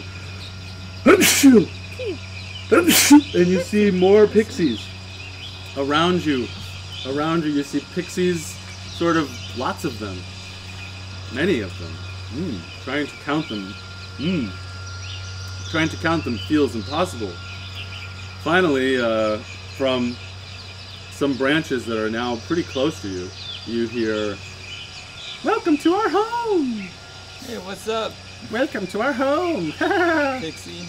The Feywild welcomes you, travelers. You have been chosen a great honor.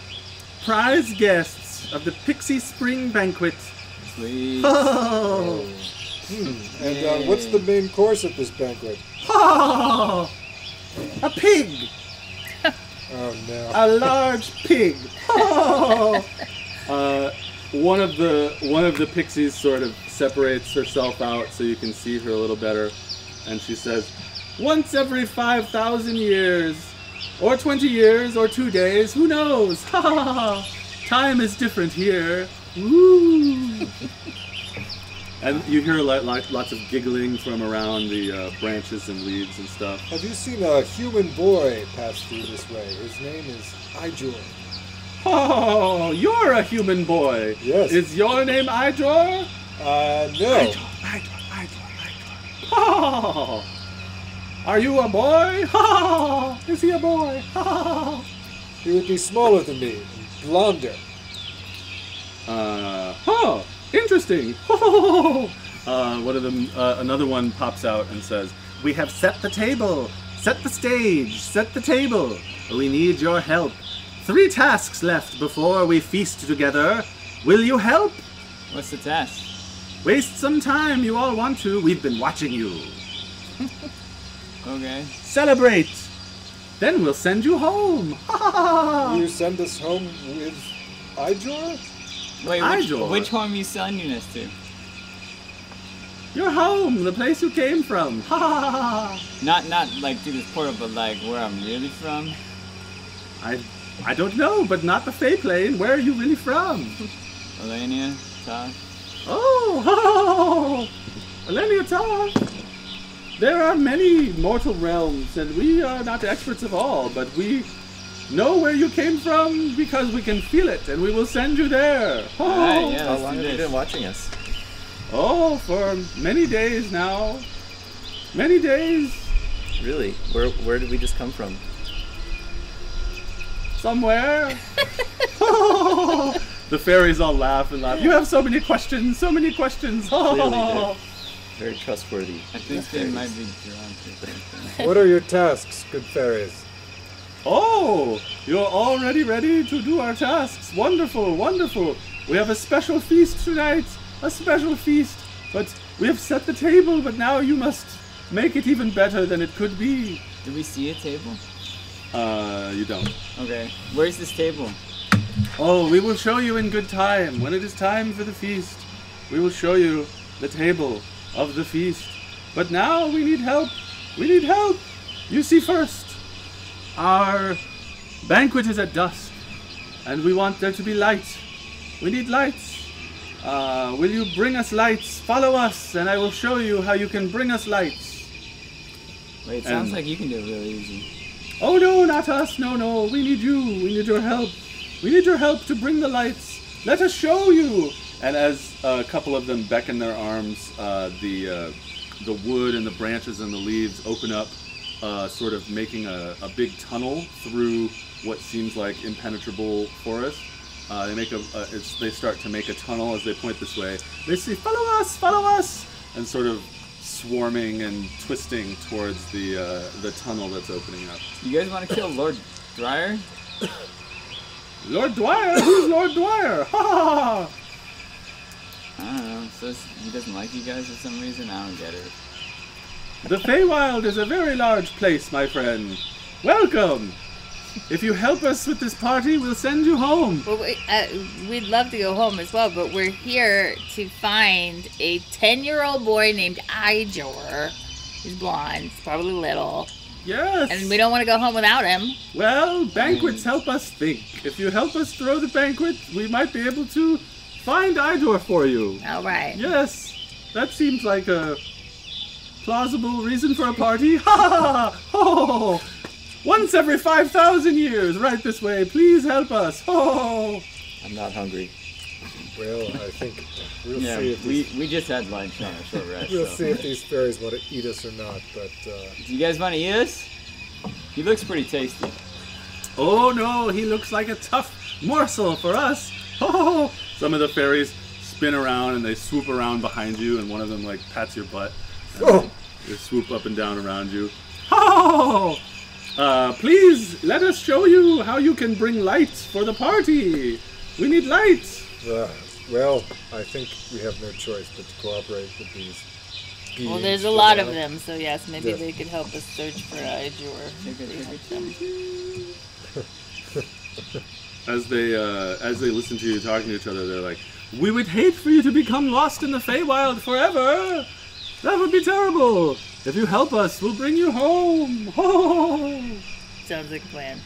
Alright. I don't think we're going back the way we We came. got nothing else going on here, so. All right, see our- so You see our weapons and our fighting abilities. You've been You watching this understand for how the much last we 2 could- days. You understand how much we could F you guys up if you try to pull any shit on My us. friend means no harm. He simply Or he does he? He simply says that we are warriors and not to be trifled with. he said he would F us up. F us up, F us up. He's been behaving differently since he put on this medallion. Oh, fuck you. He said Guido. Fair. Yes, it has a flaw in that it makes you act like a mobster, which is very good for some of us.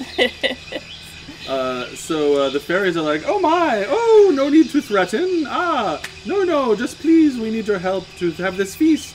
That is all, and then we will return you home. All right, sounds great, because I love parties. So, Yes. let's go. They start to like swirl around you. They're like, we like her. Oh. One like lands in your hair, like on one of your horns, and it's like, no. Only I knew what a selfie was. So they lead you down this twisting tunnel of branches and leaves, and it gets to a hill over a little valley that is also surrounded by branches and leaves and stuff. And looking down on the valley, you see little men with red hats. Oh, Christ. Like 6 or 8 of them, and they're all working. There's like a big vat that's in the middle of this place. It has a dirt ground. There's little dark red splotches on various things. There's a little hut nearby. One of them is sharpening a sickle, and sliding. Is it wicked? It looks pretty wicked. A wicked sickle. One of these little men with a white beard and a red hat and iron boots is sharpening a wicked sickle. Another is banging away on some rocks. And there are 2 of them around a vat that has something sticking out of it, and it has some liquid in it, but it's hard to see exactly. But they both are sort of stirring it and walking around it and stuff, and you hear a little like hum hum ha hum ha hum ha down there. And the fairies, go ahead. I was just gonna ask the fairies, so how do we get this light? The fairies say, our ball is by dusk. The fireflies are so pretty, but it can get dark so fast, ending our fun. We need light to let us play all night long. The red men below make a special fuel to light their torches. It is blue and soft, but burns a brilliant purple. We tried to buy some from them to barter or trade, but they are so terribly mean. Will you help bring us some to make our dance pretty? Does Chesley recognize what these things are? You can roll. I guess you can roll history. Didn't 15. You know that they're bad. we see some of these at the mayonnaise house? Yes. Ah, yes, you that's did. right. And they told you what they were there too. So yes, you recognize that these are red caps. Yes. These beings are evil. No wonder they wouldn't trade with you, fairy. These are beings of pure evil, abominations, and they should be wiped from your land. Evil, evil. Yes. Everything is relative here in the Feywild. Evil, good. Oh, who knows of such things? Well, how do you suggest that we get the stuff from them? Oh, well, you can trade or barter or talk or kill. We just need light. Maybe you can help us every time we go near them. They yell at us and threaten us. Say no more. We'll kill them all. Wait. We don't need to kill them all. This is a different place. If they were just mean to you guys last time, but were willing to trade, or they weren't willing to trade at all? They won't even talk to us without threatening us. But maybe you can help us so we can have light for the party. You see that vat down there? That's the liquid that we need. If you retrieve it, we can use it to make lights for the party. and we can party all night long because we love to party. You're free to attempt diplomacy with these creatures, my friend. Oh, When it inevitably fails, I we can't. will kill them all. I don't have diplomacy skills. Yes, I don't know if anybody else does, but I do, but I won't be using it on these abominations. I've got intimidation and Fear not, persuasion. fairies. All of this lantern oil will soon be free for your use. But I've also got disguise Oh, kit. Can I thank dress you. you up like a red? Thank you so much. Yay! Please go retrieve the stuff for I us. think he just wants to fight them. So This guy does, yeah, yeah. We should take them by surprise if we can. he does this all the time. So Could we take them? Wait, let's all go to a. Could we have some privacy, Fade people? Oh, of course. We can't even hear you now. Okay, And we're we not bring gonna- the oil just simply back to you. We go back the way we came, and it'll bring us to you. Oh yes, we'll be up here waiting for you. Just bring us the oil. how far away are we from this red caps? You're up on a rise, so 100 feet away or something. And how And many- They look, haven't looked up and seen you yet. How Look- many are there? 300 feet. You see 4 from where you are, and there's a little shack that you don't know what's inside there. and we don't see in the vat. It's not the oil that we're looking for, or do we see something that matches the description of the oil that we're looking for? You It's can't the quite oil. see exactly what's in the vat, but the fairies told you that that's The what you stuff. need there. Okay. Yeah. And I'm pretty sure I know what this oil is made from. Yeah, what's in that thing? Human flesh. Okay. See the red spatters on the building there? 100%. Feldman, do you have opinions on what should be done in this situation? Well, I'm worried to talk too much about it because. Yeah, you can whisper. Okay, so I whispered. I don't trust these guys. Is there a way we could like bring one with us? Bring one what? Bring one of these fairies with us? And, It's an interesting Would that be idea. You could ask them. They won't come without. they wouldn't come with us unless we could maybe trick one.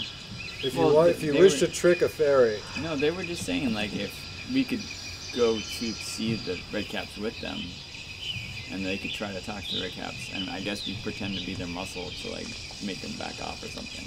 Yeah. The fairies somehow hear you and swoop closer and say, "Oh no, we want you to go for us. We can't go down there. They hate us." They swoop away. We weren't listening. We weren't listening. well then, it sounds like a solution It's is murder. to kill every single red cap and burn their shack and their lamp oil making apparatus to the ground, and then to spread the earth with sulfur so that none may ever set foot here again. You sure like to What's kill our- things like Jesse.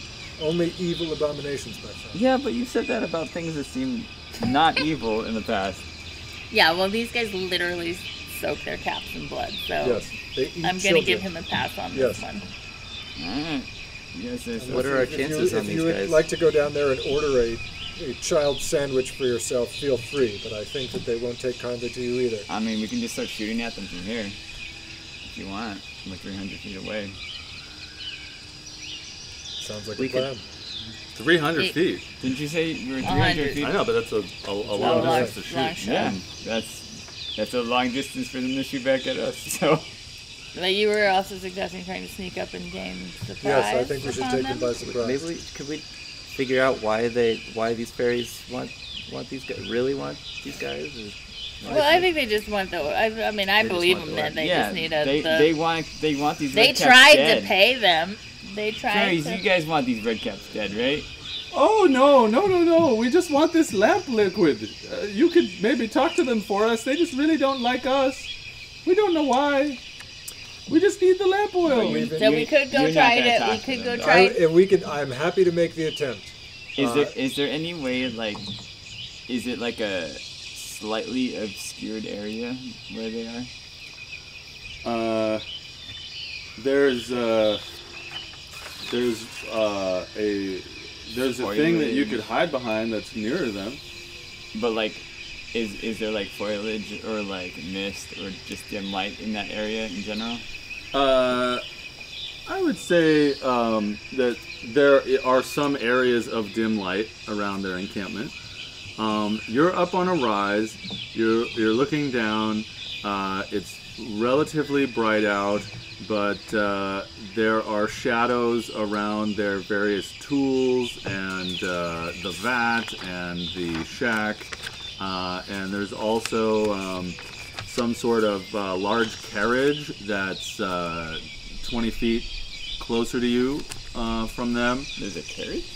Yeah, there's like a six-wheeled carriage that you might drag to a, you know, like a traveling circus. Are there kind like of thing. horses on it or anything? No, it was just a six-wheeled long carriage is 20 feet nearer to you than them, and it's off to the side. So, yeah.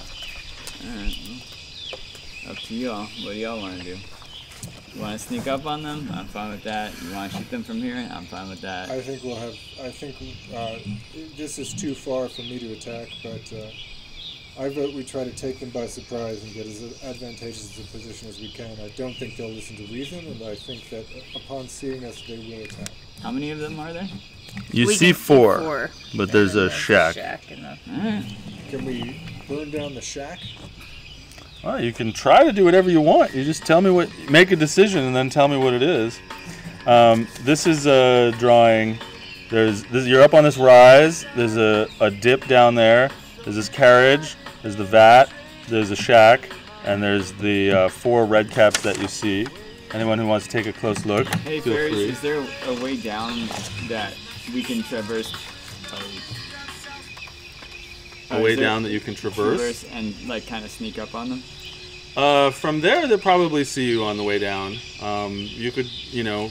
I know that. I'm asking the fairies if they know another way down that. Oh.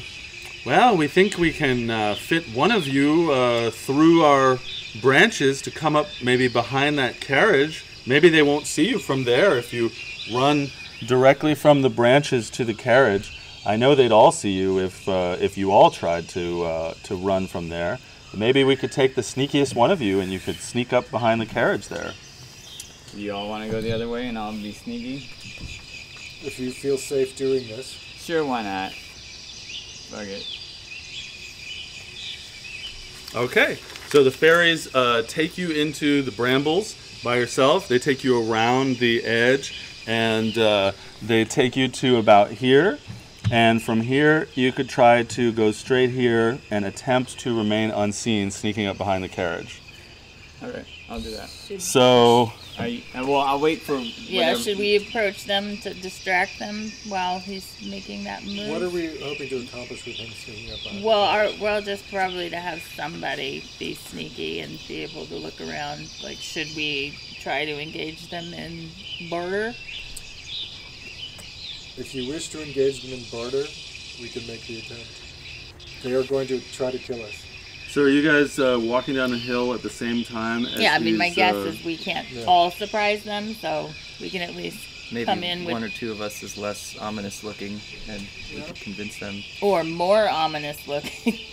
If there's no way for us to, the rest of us to sneak up, I think we'll simply walk down the hill towards them. Mm-hmm. So while he's, you're gonna do that before he sneaks up, or during, or after? During, I think. Yeah, I mean, Yeah. we're trying to cover If, his Basically, so that approach. they'll see them, so it makes it easier for me to Kalakus sneak up. and Radicus. All right, so you three start walking down the hill, and the 4 red caps turn to look at you, and they stop their work and stare at you walking down the hill. So give me 2 stealth checks. The lowest was 14. Okay, what was the other one? 20. Okay. You make it up behind the carriage. So these guys are walking down, and they are bringing the attention of the red caps onto them, and you sneak up behind the carriage there, and you guys get to the bottom of the hill, and one of the red caps near the vat says, "Well, hey, what you doing? Hello? Hello. Yeah. What are you doing here? This is where we work." We're looking to obtain some of your lamp oil. Lamp oil? Yes. Torch. Are you oil. referring to this vat right here? Correct, yes. We were told it was lamp oil. Ah! Lamp oil. Why don't you do a perception check from where you're standing? 13. You see a human foot on a leg sticking out of the vat. Just like a leg with a shoe on it, like sticking out of the vat. Lamp oil, you say? Well, Yes, I see. We come in trade. We could give you a really sweet deal for some of that. And the two red caps start stirring again while they're looking at you. Yeah, we've heard this stuff is real good for torches, like burns long, burns Well. clean.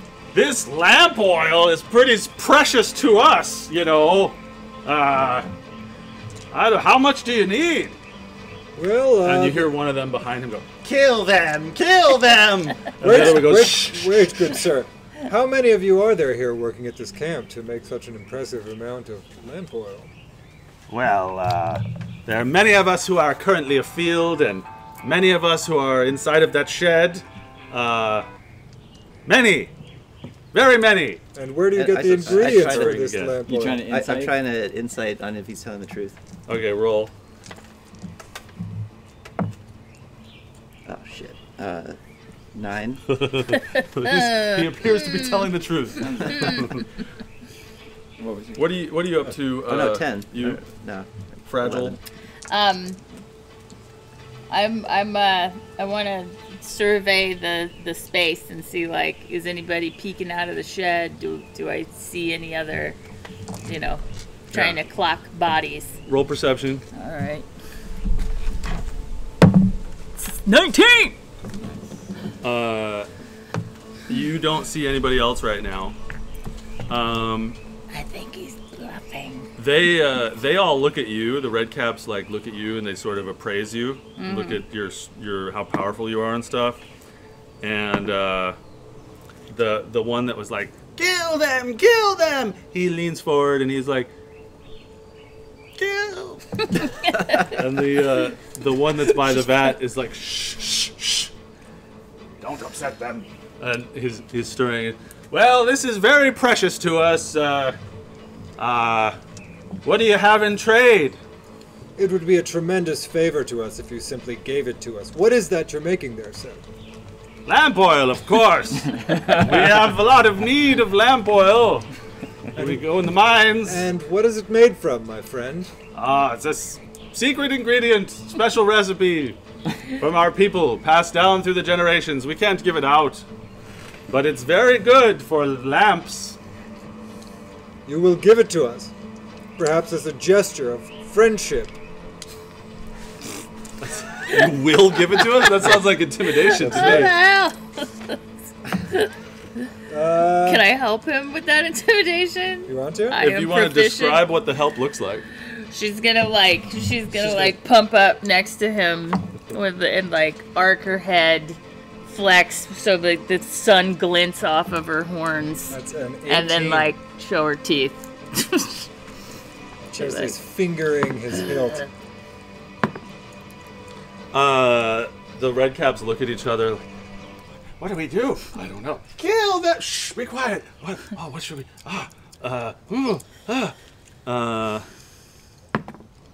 And they're like, well, I think you should give us something in trade. It seems only fair if you want our valuable lamp oil. We'll give it to you, but give us something in trade. Maybe some valuable jewels or gold or something. You have anything like that? I may let you live if you promise never to harm anyone again in the making of this concoction. Please let us not get too worked up over this. I pull my shirt open and my medallion shows. Okay, you We roll simply- intimidation too. 3. Hey, it's a real nice operation you got here. I hate to see anything happen to it. Eh? I'm like, I'll throw down 10 gold pieces to like sweeten the pot. What are you up to while you're hiding? You just hiding or you doing anything? I'm just aiming my bow, like laughing to myself. He's like, he showed him the medallion. I'm like, what the fuck is happening? I'm just waiting to let loose the arrow. You put out the 10 gold pieces and they're like, 10 gold pieces is not very much for all the work we have to go through to make this oil. And he shoves the leg down into it. And his hand comes back up covered in purple goo as he continues to stir it. I think we need a few gems. Any of you have any gems? Enough talk.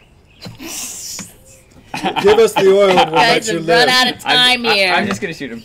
Yeah. You should Wait. have taken the 10. Do one more. No, go ahead, shoot. Fuck. It's too much talky talk. Just an arrow. 18. Okay, roll damage.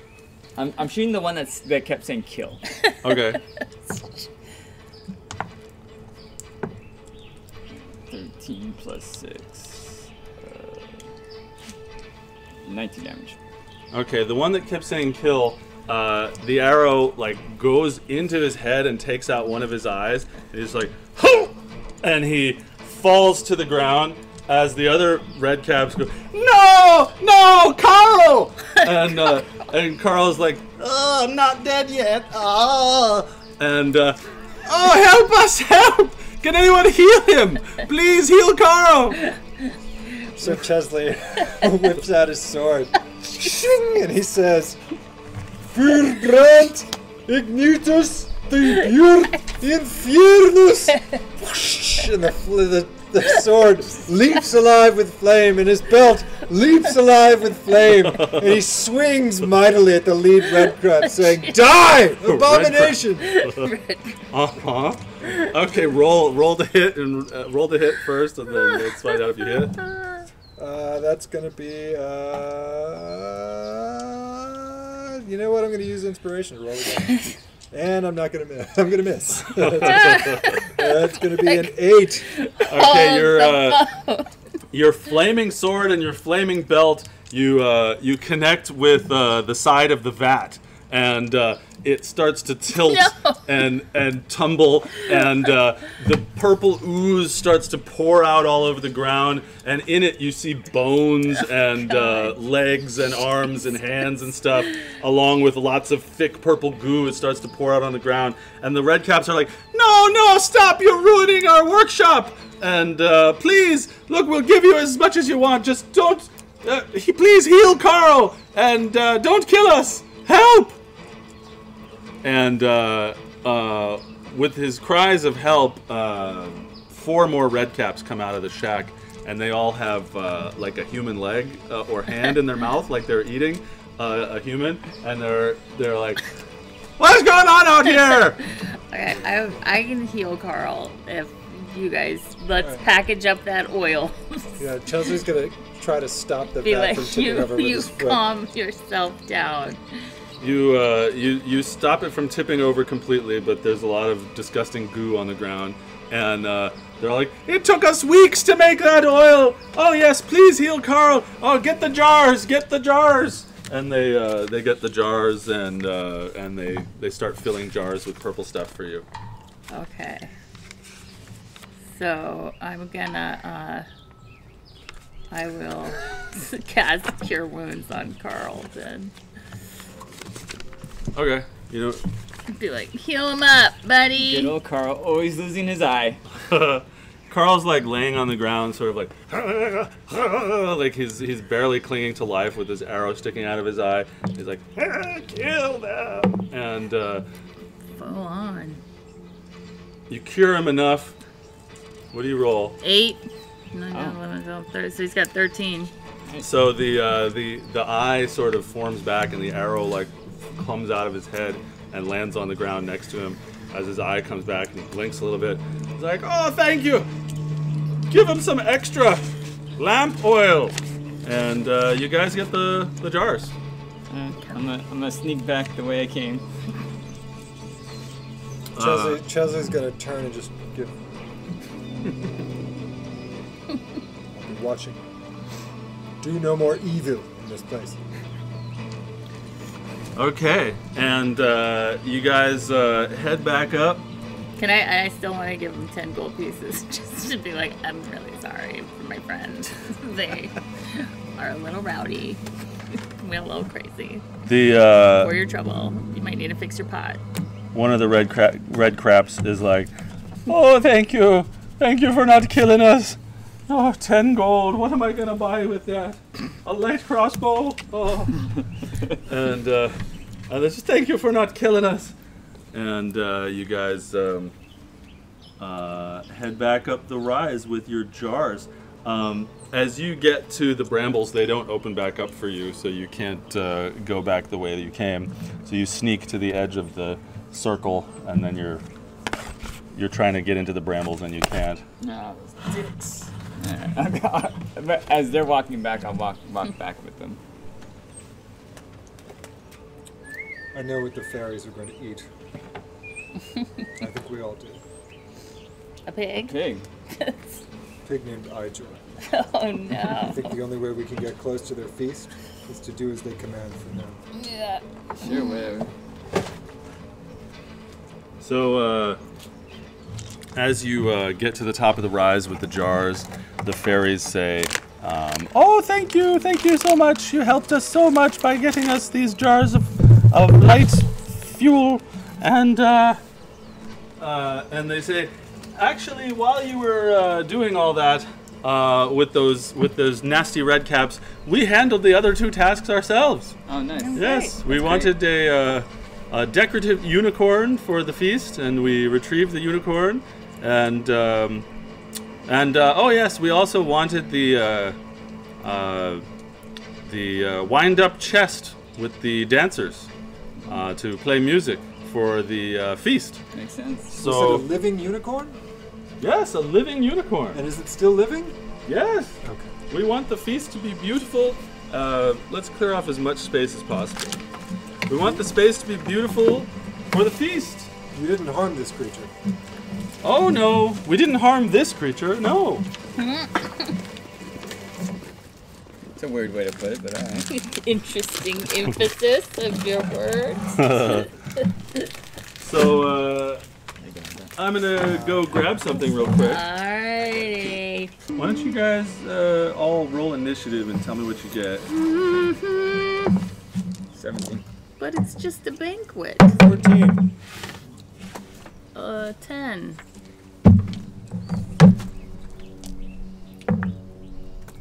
Five. Not good initiative for you. 7. You gotta add your, or did you? I did. Oh, you did. You rolled a 3. Yeah. No. You go.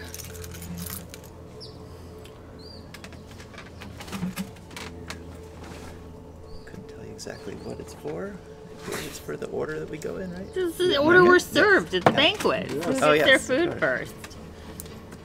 You see the size of this pig? It's a lot of pig. It's all you can eat. Is it like a turducken and Ijor is inside of the pig? That'd be awesome.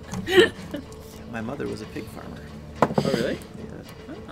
Your character's mother or Yeah, your mother? yeah, my character is. Oh, No. your character's Yeah, yeah. mother. Oh. It's like, I did not know this about your mother. So you may even know what kind of pig. What is this?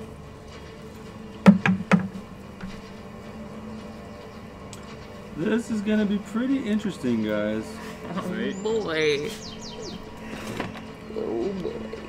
Could be the most difficult encounter I've ever run. Oh Sweet. shit. I might die. You might die? Wow. The DM does? That's a lot. It is a lot. You guys,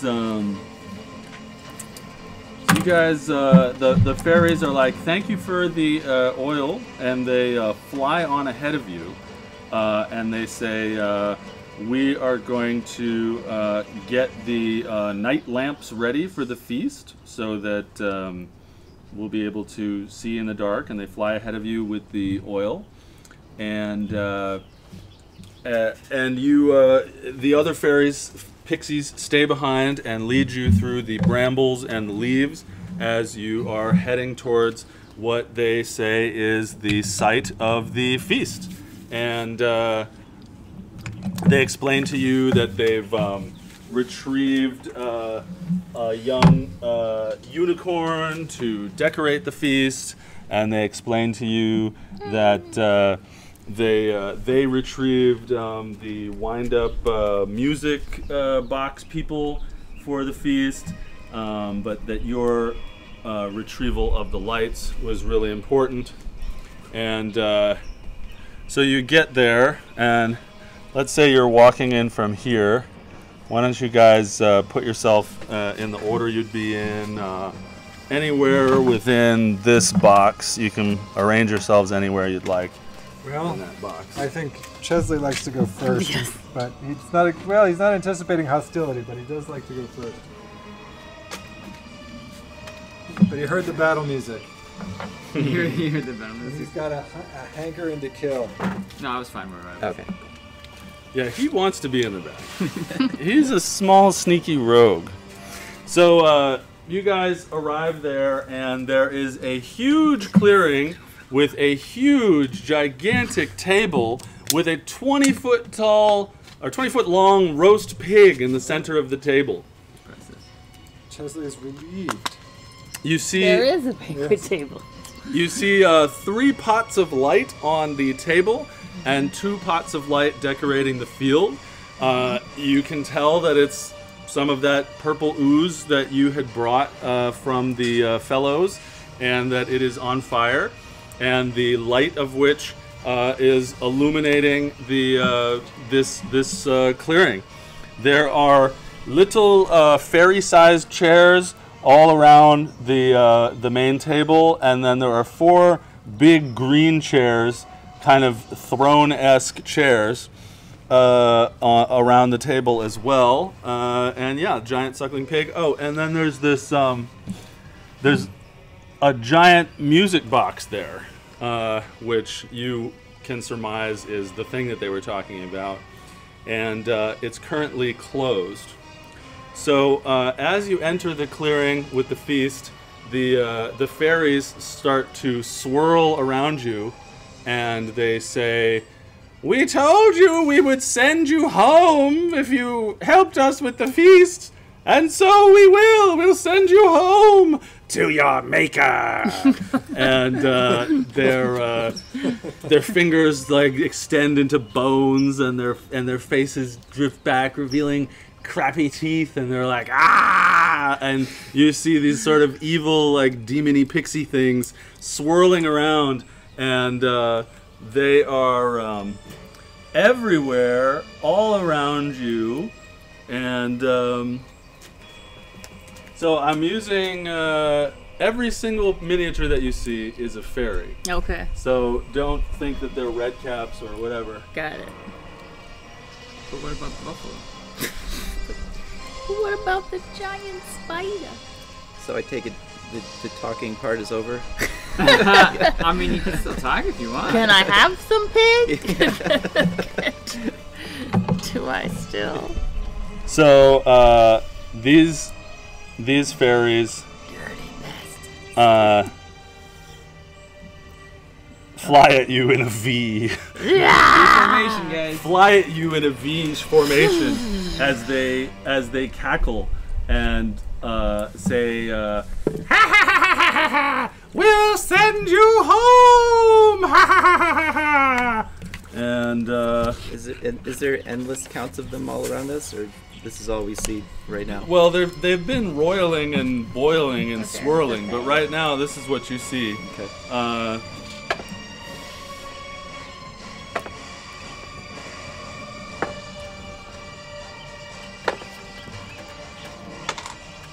Okay. Alright. So, the lead fairy, the fairy that's at the front of the V, casts a spell, which, where'd my whiteboard markers go? There they are. Casts a spell which affects a 20-foot cube. You can stay where you are, don't worry. Well, you guys are well spread out, so that's good. The lead fairy casts a spell which affects this cube. And within that cube, drops of molasses appear in the air and start to hover in the cube, turning it into difficult terrain for you all until the start of your next turn. And the rest of the fairies, not affected by the spell, swoop in to attack you guys. And let's say these two go for Radical, and these two go for Chesley. And let's see, Radical, what's your AC? 18? 17. 17. Miss. Hit. On the hit, they do 2 slashing damage to you. So your hit points are currently 39, yeah? No, they're 41. I got. So you take 2, so you go to 39. Yeah. Oh yeah. Yeah. Yeah. And then the 2 roll on Chesley, and they miss and miss. So they both try to stab him. They fly through the air at you both with little long swords. Little long swords like this long. And they try to stab you with the long swords, and then you just knock it aside. And the fairies are like, oh no! How will we get our meal? And Happy, it's your turn. Neil, you have a giant pig right there. Yeah. Do you know what the distance is for the dart? Firing the dart. You can just tell me where you're gonna throw it from. I was gonna throw it at the leader. His? Yeah. Yeah, you can hit that guy. Alright, I'm gonna just do steady aim and attack the leader with the dart. Oh, that's not great. Does a 16 hit? Yes. Okay. I don't know what poison does. Tell me how much damage it is. Or tell me the D4 damage first. 1. Okay. And then it's technically a sneak attack because I had advantage. Alright, roll your sneak attack damage. So that's 8, and then my dex is for 5. So. Okay, so you used one of your 2 Fey darts? Yeah. Okay. So your dart goes into him. You see just black and green poison going all through his body as he goes, "Ah!" and he just pops and like vapor, and all the molasses disappears from around you guys as this person falls, as this fairy falls. And anything else you want to do? Nope, that's it. No movement or anything? I can't move when I do that. Oh yeah, you did steady aim. Okay. All right. Next up is Chesley. Chesley bats aside the fairies with his shield, and with his right hand reaches for the hilt of his sword. What does he say? Whereupon, His power word unsheathing changed this time. the menacing blade, he speaketh the following incantation: Fyrbrand ignitos tibiort infernus. Can he slash at both fairies simultaneously, or just one? Just one for now. All right, he's going to do a lancing stab attack at the fairy, Mm-hmm.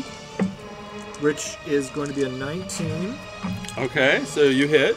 And seeing that the other fairy exploded with the dart, he's maybe not going to waste Divine Smite on this. And he's just going to do 13 plus 2 fire damage plus another 2 fire damage, so 17 damage to the fairy on his left. Okay, describe its death, please. So he lances out with his flaming sword, and the tip impales the fairy in flame, and the fairy's wearing cute little fairy clothes that are not treated with flame retardant. They're synthetic fabric. They go up in a burst as the fairy shrieks, rent in half and flaming as it falls to its death. and it's fucking dead. All right. Now. And then he is going to use his. Well, is he going to take an attack of opportunity if he moves? Yeah. He kind of wants to get close enough to the his friend, the monk. He'll take 2 attacks of opportunity. Well, he just killed one of them. Oh, yeah. Remove that, please. Yes. Yes, 1 remains.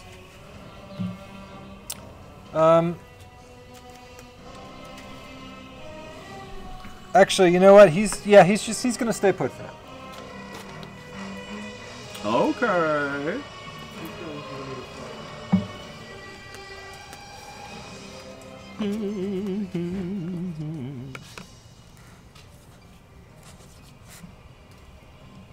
So, another swarm of fairies appears out of the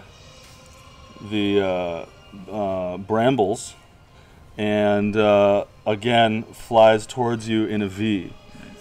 They are not Papa Cap and the Nilbog twins. This is a red cap, my friend. A very scary man. You see, he must soak his hat in the blood of humanoids once every 3 days or he dies. But those are just pixies. Okay. So they swarm out of the woods, and the lead one again casts the same spell in a similar area. And let's see what happens this time. Ah, yes. All right. So first, let's make the square. Where'd I put that? Ooh, we can make it green this time.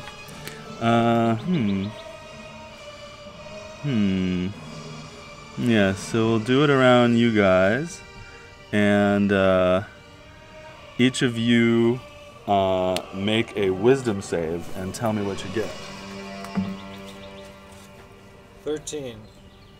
Oh no, 17. Okay. No, 16. Sorry. 16. Okay. Wisdom's in your big sidebar. Yeah. Oh yeah, wisdom is okay. No. It's where you're looking. Whatever you rolled, you're gonna add +5 to it. Okay. Got it. So 11. 11. Okay, so you pass and you fail.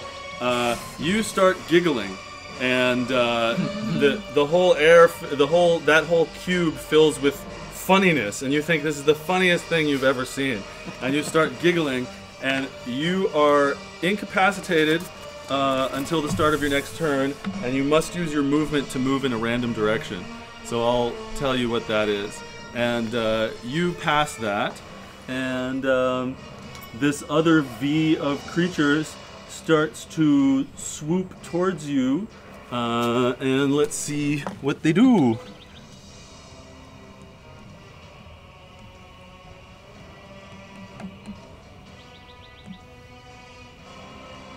They swoop over there, which is not close enough to hurt you, and yes. Okay, each of you make a con save. Everybody? Yep. Yeah. 20. No shit. Dirty 20. You pass. 12. Fail.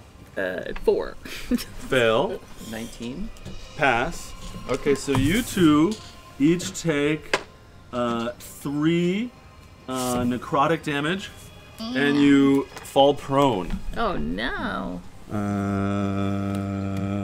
Choink.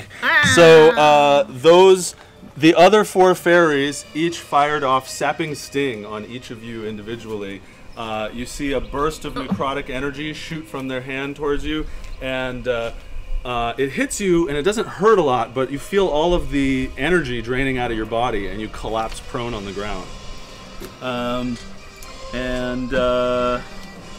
Now it's Radical's turn. I'm prone on the ground. What are my options? Stand up for half movement. Oh, I'm so tired. And then I can still do an action. Yep. Okay, I'm gonna be like, get the fuck away from me! And I'm gonna try to cast what's it called? Turn the Faithless. Oh, that sounds good. Right? And be like, Faze, get your dirty fucking selves away from me. Fae or Fiend, whatever you are. So they're gonna make a Wisdom saving throw. Within 30 feet of you 30 feet. that can hear you must make a Wisdom saving throw. So here you are. Just not these two. Well, within 30 feet. That's a. This is within 30 feet of her. This is a 20-foot radius. Yeah. So 5, 10, 15, 20, 25, 30. Yeah. So these two. These two guys. Yeah. These two. I think you should. Yeah, you get these 4 is what I would say. If this is 20 feet, 10, 15, 20, 25, 30. We go like that. We get that one and that one. We can include that one. So these 5. They have to make a Wisdom saving throw. Yes. 1 moment. Oh, there's this guy too over here. Oh yeah.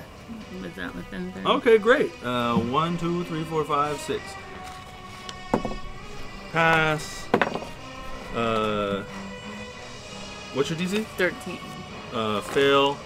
Remember how many passes and fails I say, please. Okay. So I said pass, fail, pass. 13 you said? Mm-hmm. Pass, fail, and fail. So how many fails did I say? 3 and 3. Okay. So those 3 that failed, tell me what they got to do. They have to stay the fuck away from me. They have to use I found their. it. So you present your holy symbol, 30 feet, wisdom save. Failed save is turned for a minute or until it takes damage. Yes. It must spend its turns trying to move far away from you as it can. I need my rings. And it can't take reactions. Well, you got markers. You can just mark next to them. They're gonna move away. They need rings. What? Eh, So you can turn Fae? I can with that. With her my- specifically. Yeah. that's my channel divinity You've got power. You've got the fancy fairy paladin. What is yours? Mythic devotion. Turns undead and fiends on. So I was always asking if it's a fiend. Is that a fiend? Fiend? Fiend. Perchance? This spell also, it's like if something's if it's in a different form, it reveals its true form too. So. Do you want to describe what this looks like as you cast it? Yes. I pull out my holy symbol, which is just like a gnarly stick wrapped in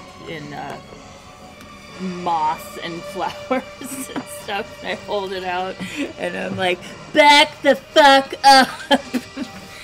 Give me some space. And they It can't take reactions. For its action, it can only use the dash action to try to escape from the effect that prevents it from moving. Okay, and force movement doesn't provoke opportunity attack, right? It does. It does? Yeah, if they're moving themselves, but if something is pushing them out of the way. Okay. All right. So But they move, 30 feet away from me. It's on their turn though, right? So- It's not. Yeah, It's on on their their turn. turn, Yeah. okay. Anything else on your turn? No, I think that's it. Let's go get out. I don't think I have any great bonus actions to use right now. Okay. Some other fairies appear over here, and they open up this music box. Oh no. And the box opens up, and inside you see 4 like little gnome creatures that are mechanical, and they have little mechanical instruments like a violin and a little drum, and they start playing, and the music sounds a little out of tune and creepy as it floats across the clearing, and you hear. There's one with a little trumpet. It's like. And the 2 fairies that just opened that box have to make wisdom saves. Are they jazzing us to death? And they both pass the wisdom saves. That's cool. And they're gonna go at you. They're We're gonna go over here. We're gonna go at Lord Chesley. Sir Chesley. How dare you have such a confusing character name? So that one runs up to Sir Chesley and tries to hit him, and he hits. And he does does 2 slashing damage to you. And the rest of them just cackle maniacally and say, "We're going to eat you! We're going to eat you!" Chesley, what's your HP right now? 38. Okay. And Cal, it's your turn. Oh, Cal, right. Calacuz. So, am I resistant to? Is that like a charm spell?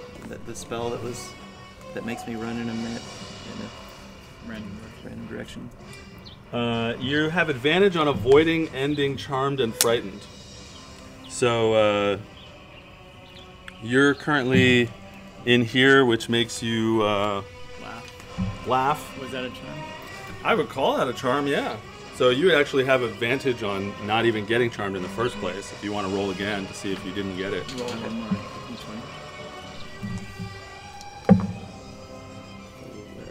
more. Okay, you were never charmed to begin with. Nice. Yes. Cool. All right, what are you doing on your turn? Okay. Just some monk shit, bro. Yeah. Okay. So I'm gonna run over to this guy, and I'm gonna pull out my sword and steady it, and stop for a moment and meditate for 1,000 years in 1 second, and then suddenly I start moving it in a very precise and quick way, and the little guy just falls to pieces. We hope. We hope. First, you got to roll a d20 to find out if you hit him. All right. Plus 4. So you hit, and now you're going to roll damage. So roll a d4. No. Yeah, roll a d6. 6. Yep, normal dice. Square. Okay. So you do 7 damage, and he just fucking... You can describe his death now. He suddenly crumbles to a million wet, bloody pieces and splats on the ground. Yes. Lots of little skin tags. You just Benny Hanna'd that guy. piling up on the ground. And it lands on the table like on plates on the table. That's funny. Yeah, it There's no lands feast, I say. on the table, ready You may to feast serve. So you can still move, and you still have a bonus action if you want. Yeah, you get you can hit again with your offhand to hit with a sword that's in your other hand, and you can move. Okay, so I'm gonna. Do I have to move first to that next? If you're trying to hit that guy, yeah. That guy? Mm-hmm. So So on difficult terrain. You want to hit this guy? No, it's changed. Oh. It's the laughing. yeah. It's no longer difficult. Just Yeah, I got the that guy. molasses thing is gone. Yeah, you're laughing right now. You're giggling. I'm not Molasses laughing. is gone. No, he passed it. He Yeah, Oh, they both okay. passed You're it. fine. So you are standing in front of that little guy. You were going to hit him with your offhand with I'm the gonna short hit sword? him with my offhand. All right, roll a d20 to find out if you hit him. You hit. Roll a d6 to find out how much damage you do. So you do 5 damage to him, and he just pops like a fucking balloon. Pop! And is psst, and he's fucking dead. But before he died, his turning wore off. No. So right as he was in, he's like, I can move! All right, any other movement you want to do? Uh, Do you want to move any more steps? I don't know. Okay. Yep. No. All right, we are back to the top with these 2 remaining pixies, and they see this little guy lying down, and they're like, "Oh, we want to hit him!" But they just fly around over there to try to hit him, but they realize this big scary lady's gonna attack us if we move. So they think about what they're doing, and then they try to stab you. lady. One hit and one miss, and the hit does 2 piercing damage on you. Am I doing that right? Let me just check. Yeah, 2 piercing damage on you. Okay.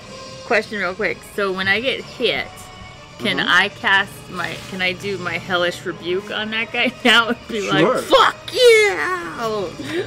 Sure. Okay. So are you at 37 now? Yes. So describe. No, what 36. I was at 36. So I took 1 damage. So I'm at 35 now.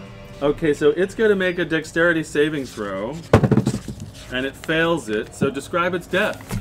Okay, great. Describe what this hellish rebuke looks like. I turn around and I level a finger, I point my finger at that thing, and just a fucking, like, fire torch comes out of my finger and just circles the guy, like, and then he just kind of, like, ashes just go into the dust. Little mist of dust. I was like, I don't like being poked. And that one is fucking ash. All right. So that was both of their turns, and now it's Happy's turn. I'm just gonna get up, walk over this guy to get flanking to attack this guy. 24 to hit. Okay. 10 damage. He's dead. All right. Describe his death if you want. Happy walks up and goes, you guys are fucking idiots. And just like stabs the guy in his head and just moves on. And the guy just like withers and falls to the ground like an old carrot. He's that's gonna been forgotten. He's gonna just throw a normal dagger at that other guy. It's probably not gonna hit. 9? Oh, 10. No. That does not hit. Yep. Pew! No, well. No sneak attack. Oh well. All right, Chesley, you're up. Chesley is facing Wicked Fairy in front of him and is simply going to attempt to skewer it like a marshmallow to make s'mores. Yes, and that is going to be a 22 to hit. Okay, you definitely hit it.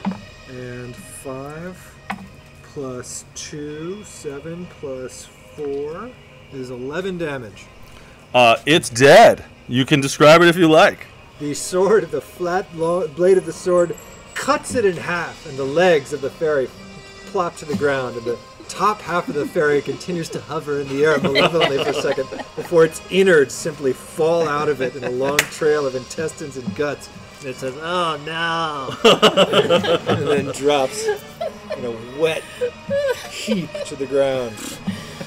And then Chesley is going to walk at speed of 30 to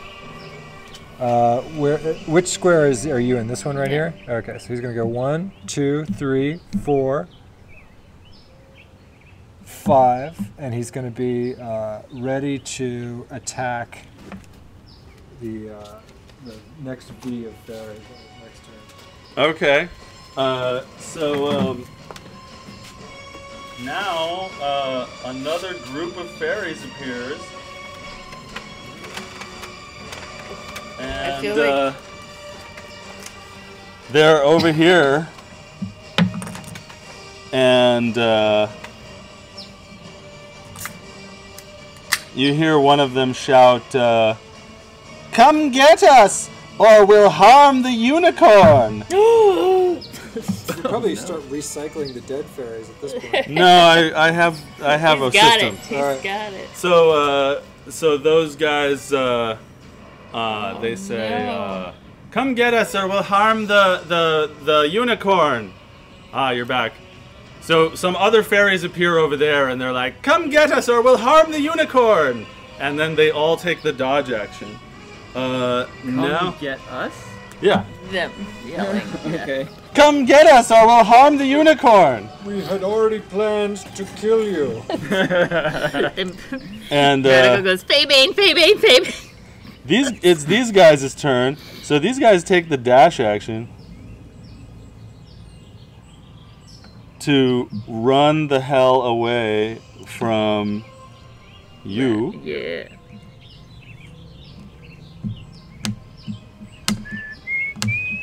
Can you remind me if they get a saving throw at the end of their turn? And so. Yeah, I think they do. Hold on. I know they do when they get injured. No, oh yeah, it knocks when if they take damage.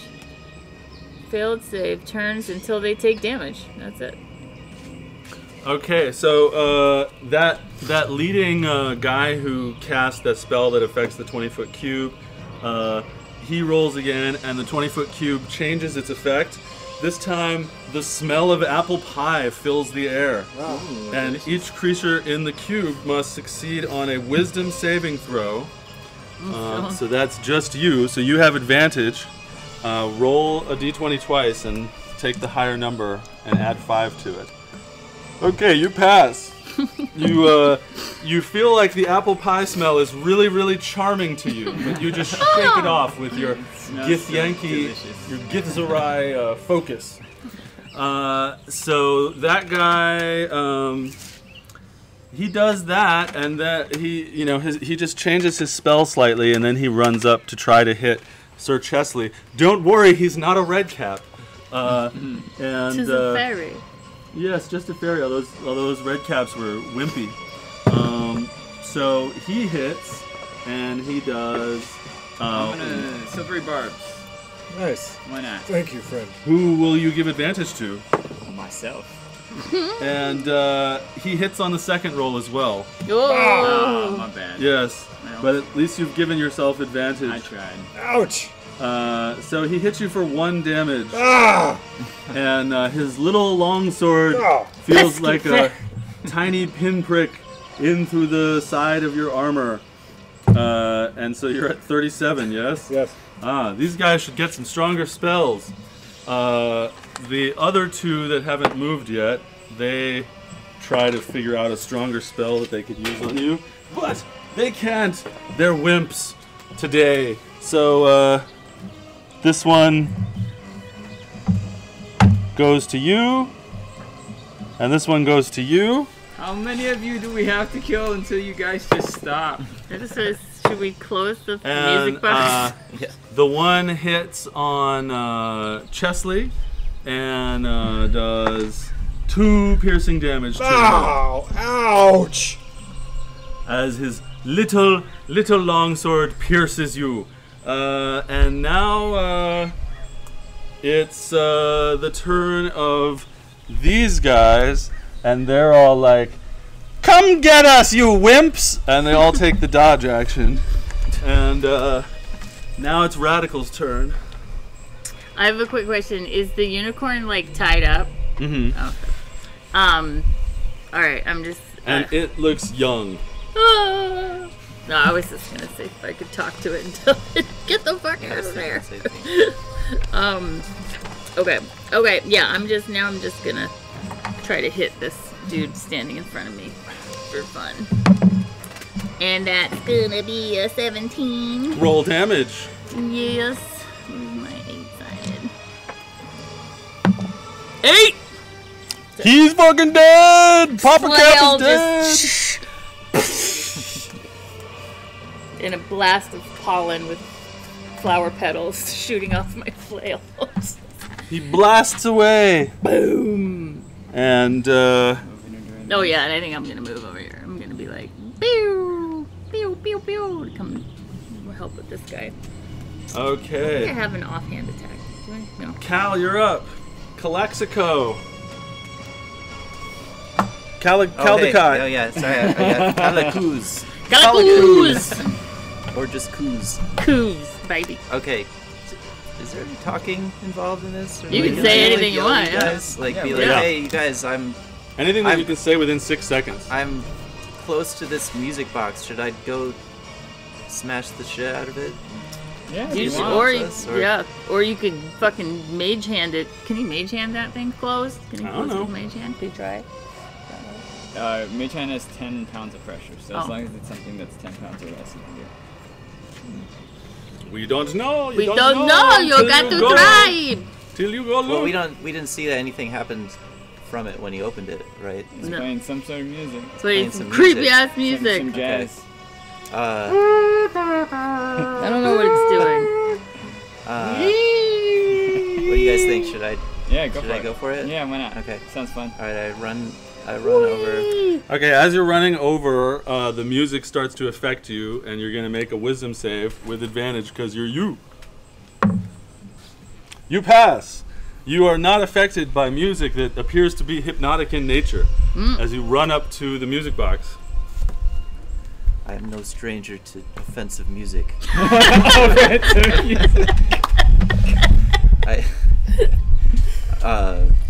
I pound my fist on the box and smash it, and the lid closes, and it stops making the horrendous sound. I'm going to say roll perception to see if you can figure out how to close it. Ooh, 1. You examine you are not affected by the evil music, but as you examine it, you cannot figure out how to close it. So, yeah, I'm going to say that your turn is over for now. And when we come back to you, you can try to figure out a different way to handle that situation. Okay. Who's left from the original little boys party? The original 5, nobody. They're all dead. No, oh yeah, nobody from the original. Yeah, But there's the There's the red cap group and then the black. Okay, Happy, you're up. Alright. These are all taking dodge action. These are all taking dodge action? Correct. Alright. I mean, your player doesn't know what the dodge action is. I know, your but character. but they're just like, Yeah, they're like, come get us, woohoo! they look especially prepared to engage. They're like dancing back and forth like Muhammad Ali. Yeah, they're doing what Tim Fancy does whenever footwork. he's in a good mood. Yeah. yeah, they're too far away anyways. I'm just gonna attack this one. Okay, you throwing a dagger or something? Just short bow. Okay, Minimum damage is 7. it's dead. Okay. Your arrow goes into the pixie, and then the arrow just keeps going with the pixie on it. And way across over the banquet table, you see the body rip in half as the arrow keeps going, and it's dead. Yay! Yay! Bonus action. Did it seem like when these guys ran through this area, something happened to them? They're turned.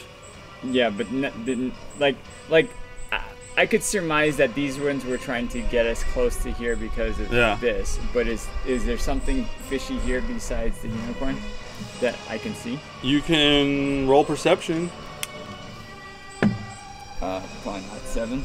You can't tell. All right, no, I'll just do the dash action. There you go. Cool. All right. Chesley, you're up. Chesley is going, well, mechanically, he's going to attack the fairy. He is going to roll a 13. to Miss. hit. And in that case, he's a little disappointed and ashamed of himself for missing the fairy.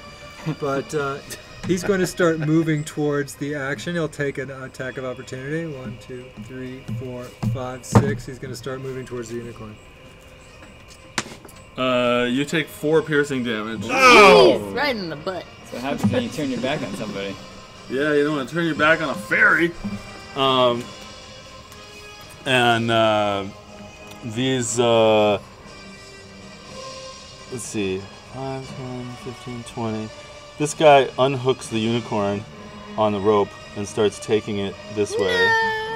And these guys go over here.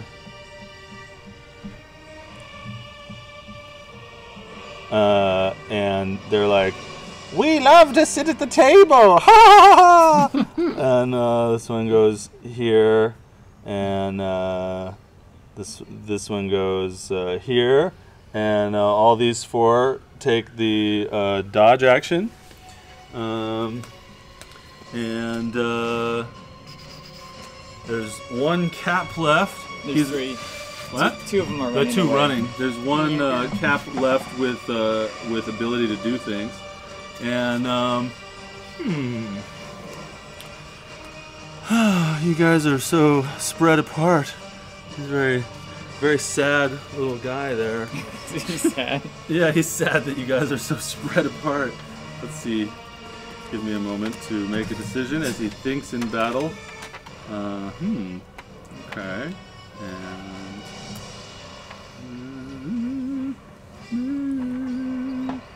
yeah.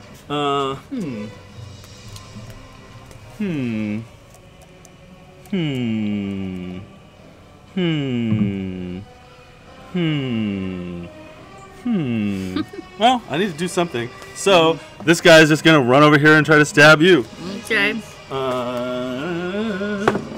And he misses with his long sword. And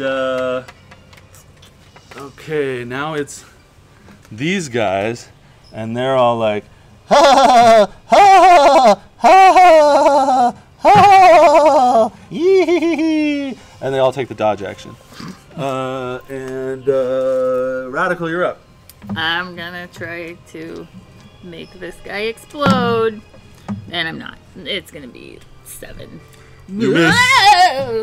Anything else? I don't have like I don't like with my flail. I can't do an offhand attack, right? As well as a bonus action. No. I don't think I have anything that's good other than that. All right, Kuz, you're up. All right. So I'm gonna roll to try to figure out a way to, or I'm gonna try to figure out a way to close this box. Okay. Well, you missed finding the mechanism. You couldn't see the mechanism. Can you think of another way to make the music stop? I'm looking. Yeah. Can I attack it? Yeah. Okay. All right. Roll to hit. All right.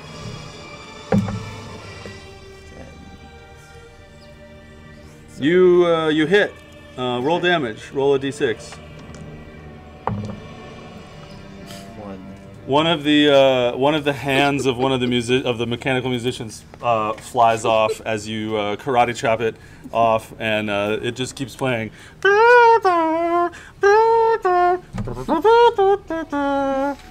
You can do like fury blows or something. Or I don't know what kind of monk you are. Well, every monk has that. You can do that. spend a key point to do 2 additional attacks. I have a secondary attack, an unarmed attack. Mm-hmm. I could do. Mm-hmm. Yeah, you could hit with your offhand with your short sword and do 1d6, or you could spend a key point to do flurry of blows and do 2 extra unarmed strikes. And that's about all that would be useful right now, is one of those 2 things. All right. I'm just gonna try my other sword on it. Okay, roll to hit. No, Roll the d20. You hit. Roll the d6. And you do 4 damage to the music box.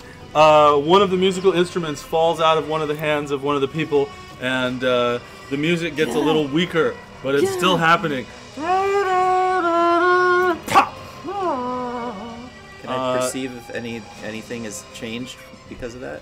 The music is a little weaker, but it hasn't stopped yet. Happy, you're up.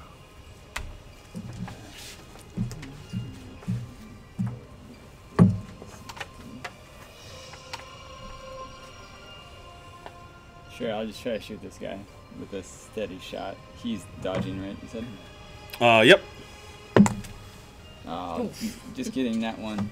It hits the unicorn. Oh no! But just grazes it. Chesley, you're up. Chesley. Fuck. I can't get. Oh, can you get close enough to this guy? 1, 2, 3, 4. Oh, he is. Wow, Chesley's moving over. And what am I looking at? Another evil, wicked little pixie? Yeah, it's a pixie. Chesley is going to 21. Hit. There, got it. As you step into the area, I would like you to make a strength save. 10. Okay, so that green throne-like chair that is behind that Fae erupts with a thick, glistening tentacle that shoots out of the chair and arches into the air, covered with suction cups, and it thwacks down onto you. The suction cups fucking onto your armor and fucking and wrapping around you and grappling you and pulling you closer. Can I still make my attack? You are grappled and incapacitated and tentacled. Oh! But that means I can't make my attack? No. If you're Does that mean- incapacitated, no. The Oh! and so you are wrapped in that, so you can't make the attack, but you can make an athletics check or acrobatics to see if you can escape. 17. Athletics. You pull yourself up from the tentacle at the end of your turn, which is good. Can I move? No, because your turn ended and you rolled to escape it. You spent the whole turn going, ah, ah, ah, ah, ah. Was he still here, or did it pull him to here? It moved him to there, let's say. Oh. That's fun. Yeah. So, okay, it is the wolves. Comfortable? Yeah, The how wolf comfortable fairies. is this chair that he's sitting in? It's like a puddle of goo. So these two guys are like, we're glad you joined us. And let's see what they feel like doing to you. I feel like they want to do something to you, Lord Chesley. Nah. I'm sorry. I'm not a lord. Sir. I'm not a landed You lord. just my give friend. Lord When you- vibe. think When you you make should. a third character, don't give him another honorific. 'Cause Too hard. my Duke brain of will break. Earl. Prince Charles. All right. Judge. Make a Sergeant strength Slaughter. saving throw. Natural 1. Jeez. So I'm having a hard time over so there. one of these fairies casts a spell, Oh, no. and vines erupt from under the table and around, and one of them wraps around your ankles, and you are restrained. Fair enough. Grappled, restrained, tentacled. Well, I'm no longer tentacled. Well, for now you're not tentacled, All right. but you are currently restrained by vines that are holding you to the chair of tentacles. Fair enough. I'll stay in this chair and kill these fairies from the And the other one tries to attack you, which I believe would be with advantage, and it still misses you. The other one is like, hee, let's kill this guy. And he goes over here, and he tries to hit you too with advantage, and it's a Ooh. crit, which still isn't much for these fairies, No. but let's see what this critical hit from this fairy can do to you. Oh, maximum damage for the crit, 8 damage to you. All right. Which is still not much. Yes. But this little fairy cried wee all the way home. Is your HP 23 or what is it? 23. Okay. So this little fairy sees you wrapped up in vines being held to the tentacle chair as the tentacle vibrates and roils behind you. And I love a big yawn when I'm acting something out. And then it just skewers you right through the chest with its long sword. Ouch! The most boring thing that's ever happened to you. Let's see, now it's the Cap's turn, so I think they just have to keep moving away from you. So we'll go over there, I'll just do like that. And those are the only 2 remaining Caps? Except This the guy's one a standing Cap. in front of me. Alright. Let's see what that one does to you. That one's gonna do so. Yes, that's what it's going to do to you. Make a wisdom save. Oh shit, that's a 4. Okay, you are officially confused. What the fuck? Yes, Exactly. Yeah, that is what you say. exactly. Why is there no? Oh, there's a charmed. I guess I'll use charmed. Whatever. I thought we were having dinner. Yeah. So that one casts charmed on you, Confused.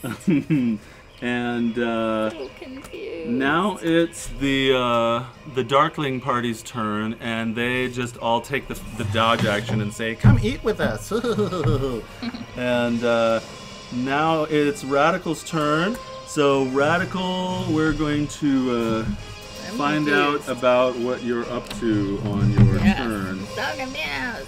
What do I do? You use your action to make a melee attack against a randomly creature determined within your reach. That means the one that's in front of you. Roll to hit. Ah, fuck. 7. You miss. I'm confused.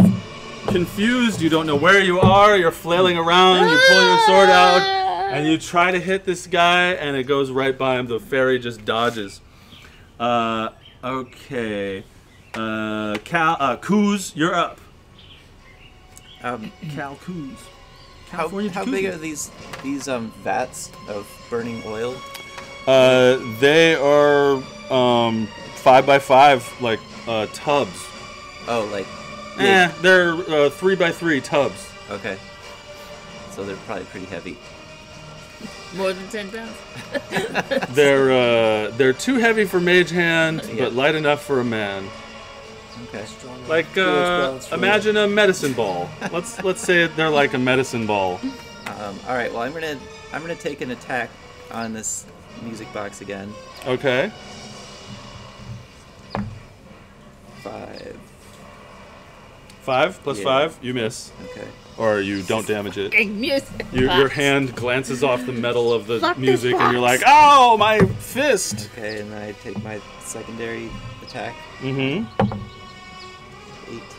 Yes. So I hit it that time. You do hit it. Roll damage. 3. Okay, you do 3 more damage to the music box. It's a little weak, but it's still going.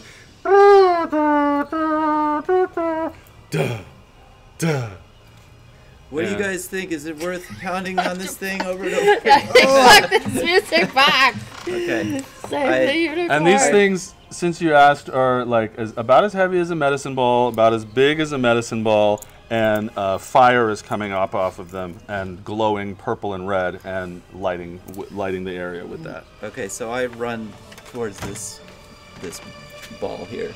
Mm-hmm. And can I run more? You can run diagonally. Yeah, you can move do 6 squares. Oh, okay. So then, okay. So Make a wisdom check with advantage since you've been standing in that music for so long. Okay. I should have had you make it every turn, but I'm too nice. 20. You're great. Okay. All right, so you run over there, and that'll be the end of your turn for now. Okay. Happy, you're up. I'm gonna steady aim and shoot this guy. Try to help. Fucking A. God damn. 12? 13. Does a 13 hit? No. Jesus Christ. It zips by under the fairy's armpit, and it hits Lord Chesley in the chin. Ow! Is that the end of your turn? Yep. Chesley, so you are currently entangled by vines. I'm restrained, but I've escaped the tentacle. Yes, so you can make a strength save as your action to try to break out of the vines. He can also attack, but he has disadvantage, right? Yes. I have disadvantage if I attack. Yes. You can attack or you can stay entangled, but you can stay entangled and attack with disadvantage, or you can use your action to try to break out of I'm the... going to break out of the vines, and that is going to be a 12. Okay, you break out of the vines. Oh, nice. And then I'm going to move away from the... Tentacle chair? Yeah, I'm going to do it in a way that gets me only one attack of opportunity, I think, or do they all three get all 3. As soon as you move it, like, so you move Right. here, those 2 will attack you, and then you move farther. Alright, so I'm going to I'm going to move. I don't give a shit. I'm getting away from that fucking chair. Yeah, that makes sense. And then I'm going to move towards the unicorn. So, 1, 2, 3, 4, 5. I'll stand right here, so I'm ready to attack on the next turn. So I'm taking 3 attacks of opportunity. You are? Yes. All right. Miss. Yeah. Miss. Yeah. Miss. Yes. Ah! Chesley. He ran swiftly. As you run away, the tentacle tries to grasp at you as well, and it misses. Nice. So you Stay make it away away from the table. Yeah. All right, it's the wolves fairy's turn, although that's a hyena, and this guy goes 5, 10, 15, 20, 25, 30, and he moves the unicorn up over there. And these guys take the dodge action and say, hee hee hee, come get us. And this guy goes 5, 10, 15, 20, 25, 30, and takes the dodge action. The caps, there's still the one that's next to you that's charming you, so it's going to try to hit you, and it'll miss. These two will just disappear into the brambles, having run away. So far. Yeah, they'll run away into the brambles since they control the brambles. And now it's the Darklings. They take the dodge action and say, "Come get us, you wimps!" Radical, you're up, and you're still confused. Let me see when you get the saving throw. At the end of its turns, okay, make a wisdom save to see if you get out of it last turn. 7. Nope. Okay, at the start of your turn, you're feeling a deep confusion filling your body. But you can act and move normally this turn. Oh, hey! So I'm gonna try to hit him. Do it. Which is what the confusion would have caused you to do anyway. 9. And you miss him. Damn. And that's the end of your turn. That's it. Unless you want to move normally. No. All right. Kuz, you're up. I pick up the vat of oil, of burning oil, and I carry it back over to the music box.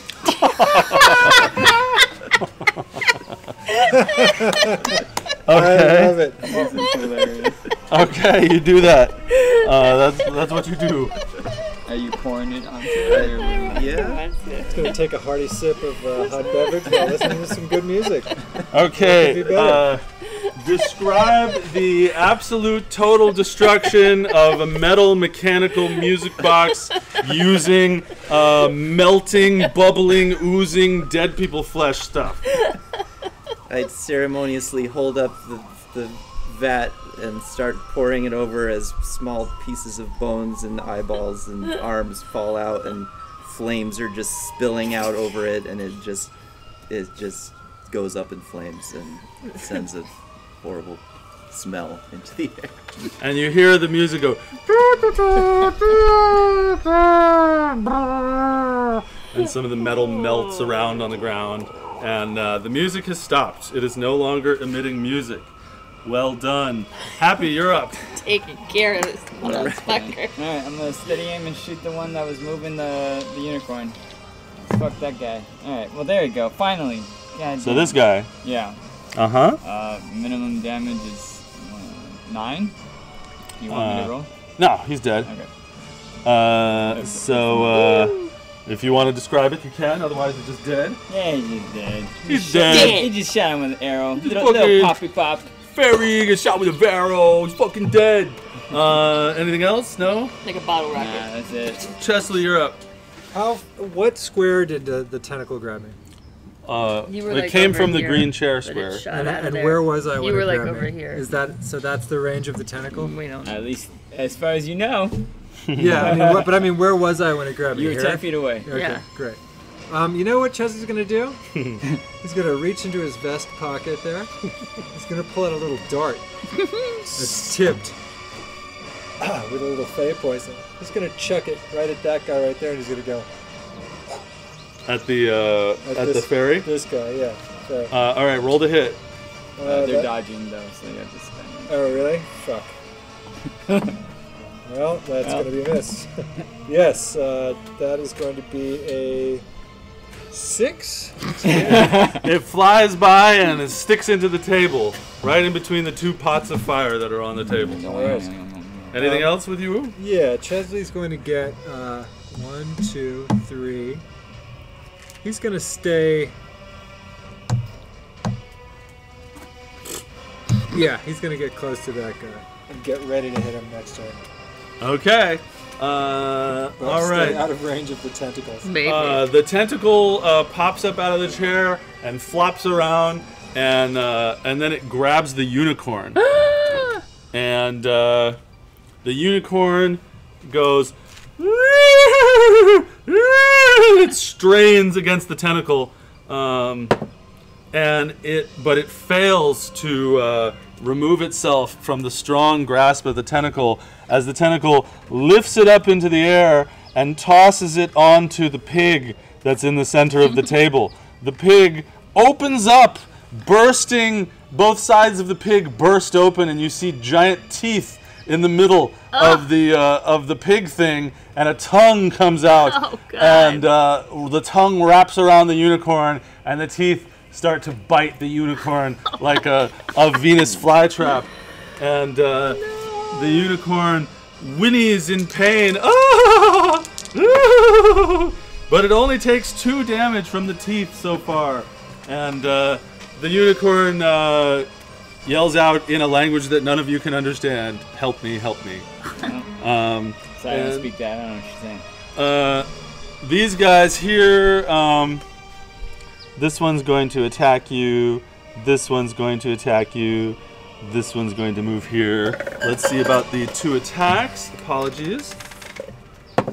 Miss. Miss. And the one over by the table looks at you, Sir Chesley, and you have to make a wisdom save. Alright. Fair enough. 22. You pass the wisdom save. The other fairy I'm gonna just laugh at that. I know it's trying to cast a spell. the other fairy snarls in anger and flies at you and tries to hit you as well, and also misses. And now it's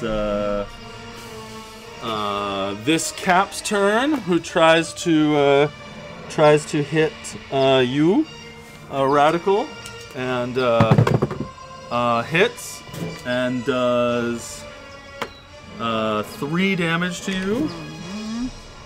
And let's see. I don't see that if you take damage that you get knocked out of it. So I don't think that's No. confusion. It's Yeah, only at you're- the end of a turn. so you're still confused, and it hits you. And Did I do a saving throw now? At the end of your turn, did you do a saving throw? Just at the beginning, right? Just we did at the beginning, yeah. And these guys over here, those Darklings, they all take the dodge action and say, "Come get us, you fools!"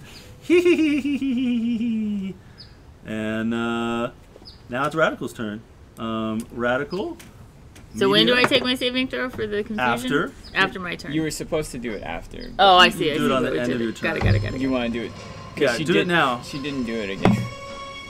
17. Okay, 18, 19. you are not confused. So So it's your turn, and you can do normal shit. Alright, well, my normal shit is just gonna be trying to hit the motherfucker again. Oh, finally! That's a 20. That's a dirty 20. Nice. Bleh. You fucking kill this Flail. thing. Flail him to bits. You want to talk about how this flail kills this fairy that was confusing you? Yeah, I just swing my flail, and it just catches him, and the fairy just goes like in an arc backwards and pops like a fucking firework in the sky. Oh shit. Pew! That- And then I'm gonna start making my way to this unicorn. Be like, no! Watch out for the tentacles! Kuz, you're up. Here. Can I reach that other vat with my mage hand and try to push it over? You would know that that's too heavy for your mage hand. Just to push to tip over. Okay. Yeah. All right, then I'm gonna start running.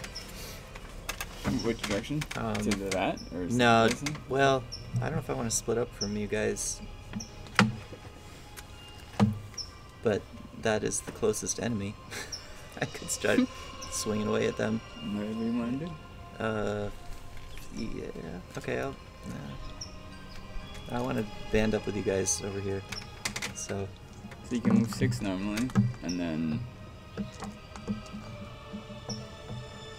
I think you have something of the wind or something as a monk where you can use it.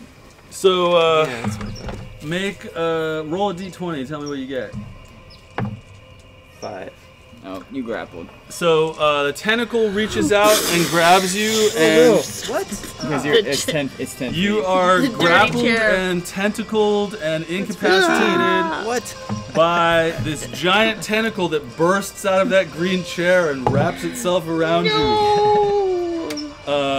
And the ooze and slime of the tentacle is dripping down you. As it pulls you over to its little chair, and you hear a voice whisper, "Sit with me at the table." Happy, you're up. Doesn't he get to do a action to try to break out of it? Because he hasn't taken any actions. I don't know. Let me read the rules I wrote. That's what Chesley did earlier. Yeah. All right. Do an athletics or acrobatics check to break out. So roll a d20. You don't break out. Alright, well, dickhead. Alright. I'm gonna do steady aim and I'm gonna shoot this thing trying to eat a fucking unicorn. The pig thing? Yeah, die, you Shoot stupid the bastard. chewy mouth pig thing. 23. You definitely hit. 13 plus 6. 19. Damn. The tongue unwraps the unicorn and drops it to the table as the creature is like, and you see like brown gravy blood start dripping around the table around it. As it goes, and the little fake pig legs and fake pig nose are wobbling at the tips of it. Happy goes, yells, "Run, unicorn, run!" All right, Chesley, you're up. Chesley is going to attack this fairy to his left, Nice. and he's going to hit with a 22. Describe its death. Chesley does not stab. He simply, with his flaming sword Fearbrand and his additional flames from his belt, he simply holds the sword near the fairy, and the fairy's eyebrows begin to singe off, and then its hair begins to singe off, and then suddenly just burnt to a crisp in ashes. Yes, he didn't even swing his sword. Yes, he just goes. All right, Chesley. Now it is the unicorn's turn, and knowing what's going on with these chairs, he stays in the middle of the table and runs this way. Like, help me! Help me! Unicorn! Not towards Towards us! not the bed. Fucking stupid unicorn. So now this tentacle chair here is going to pick you up and move you into the mouth of the pig creature, which has a couple broken teeth now because of all of the thrashing and screaming it's been doing. So you are lowered by a wet and slimy tentacle into the mouth of a bleeding gravy giant pig creature monster that's been split down the middle as it attempts to gnaw you and lick you to death. And it does 6 damage to you, bringing you down to 11 or what? No, he had gotten back from 29? I had 32. So it brings you down to 26. 6. I like math. And now it's these guys' turns, and this guy's like, doesn't anybody want to come over here? And he takes the dodge action, and then those other two guys attack Chesley, miss, and how many wolves are left? 3? 3 wolves. And Julie killed the cat one, right? Mm-hmm. And we got these the darkling ones that are left. Mm-hmm. And Yeah, what are they doing? so this one runs over here. Let's replace them with darklings. I like darklings more than swords. Darkling duck. So this one runs over here and tries to grab the rope on the unicorn and fails. And this one runs over and tries to grab the rope on the unicorn and succeeds with a nat 20, grabbing the rope perfectly and expertly healing the unicorn with an EE and pulling it back and making it stop and saying, calm thyself, unicorn. And the unicorn is like, I wanted to escape, but you're so charming. And so these darklings are holding that unicorn. And then the third darkling is, which is still just a fairy, is like, doesn't anybody want to attack me? And it's like, takes the dodge action. Okay, Radical, you're up. Alright, I'm gonna try to move over here and hit the pig thing and help whatever's happening over here. So can I come, oh boy, Watch out. I'm gonna come over here and try to hit Mr. Pig. I guess. Okay. Can I just swing and Kill fucking Peppa Pig. kill? Nope. That's gonna be fine. Your sword, your missing flail everything. smacks into the I'm into done the with plates you. that are on the Changing table, my- and shards of plates flash into the air and fly around. But the pig is not Chang, damaged. ching, chang, chang.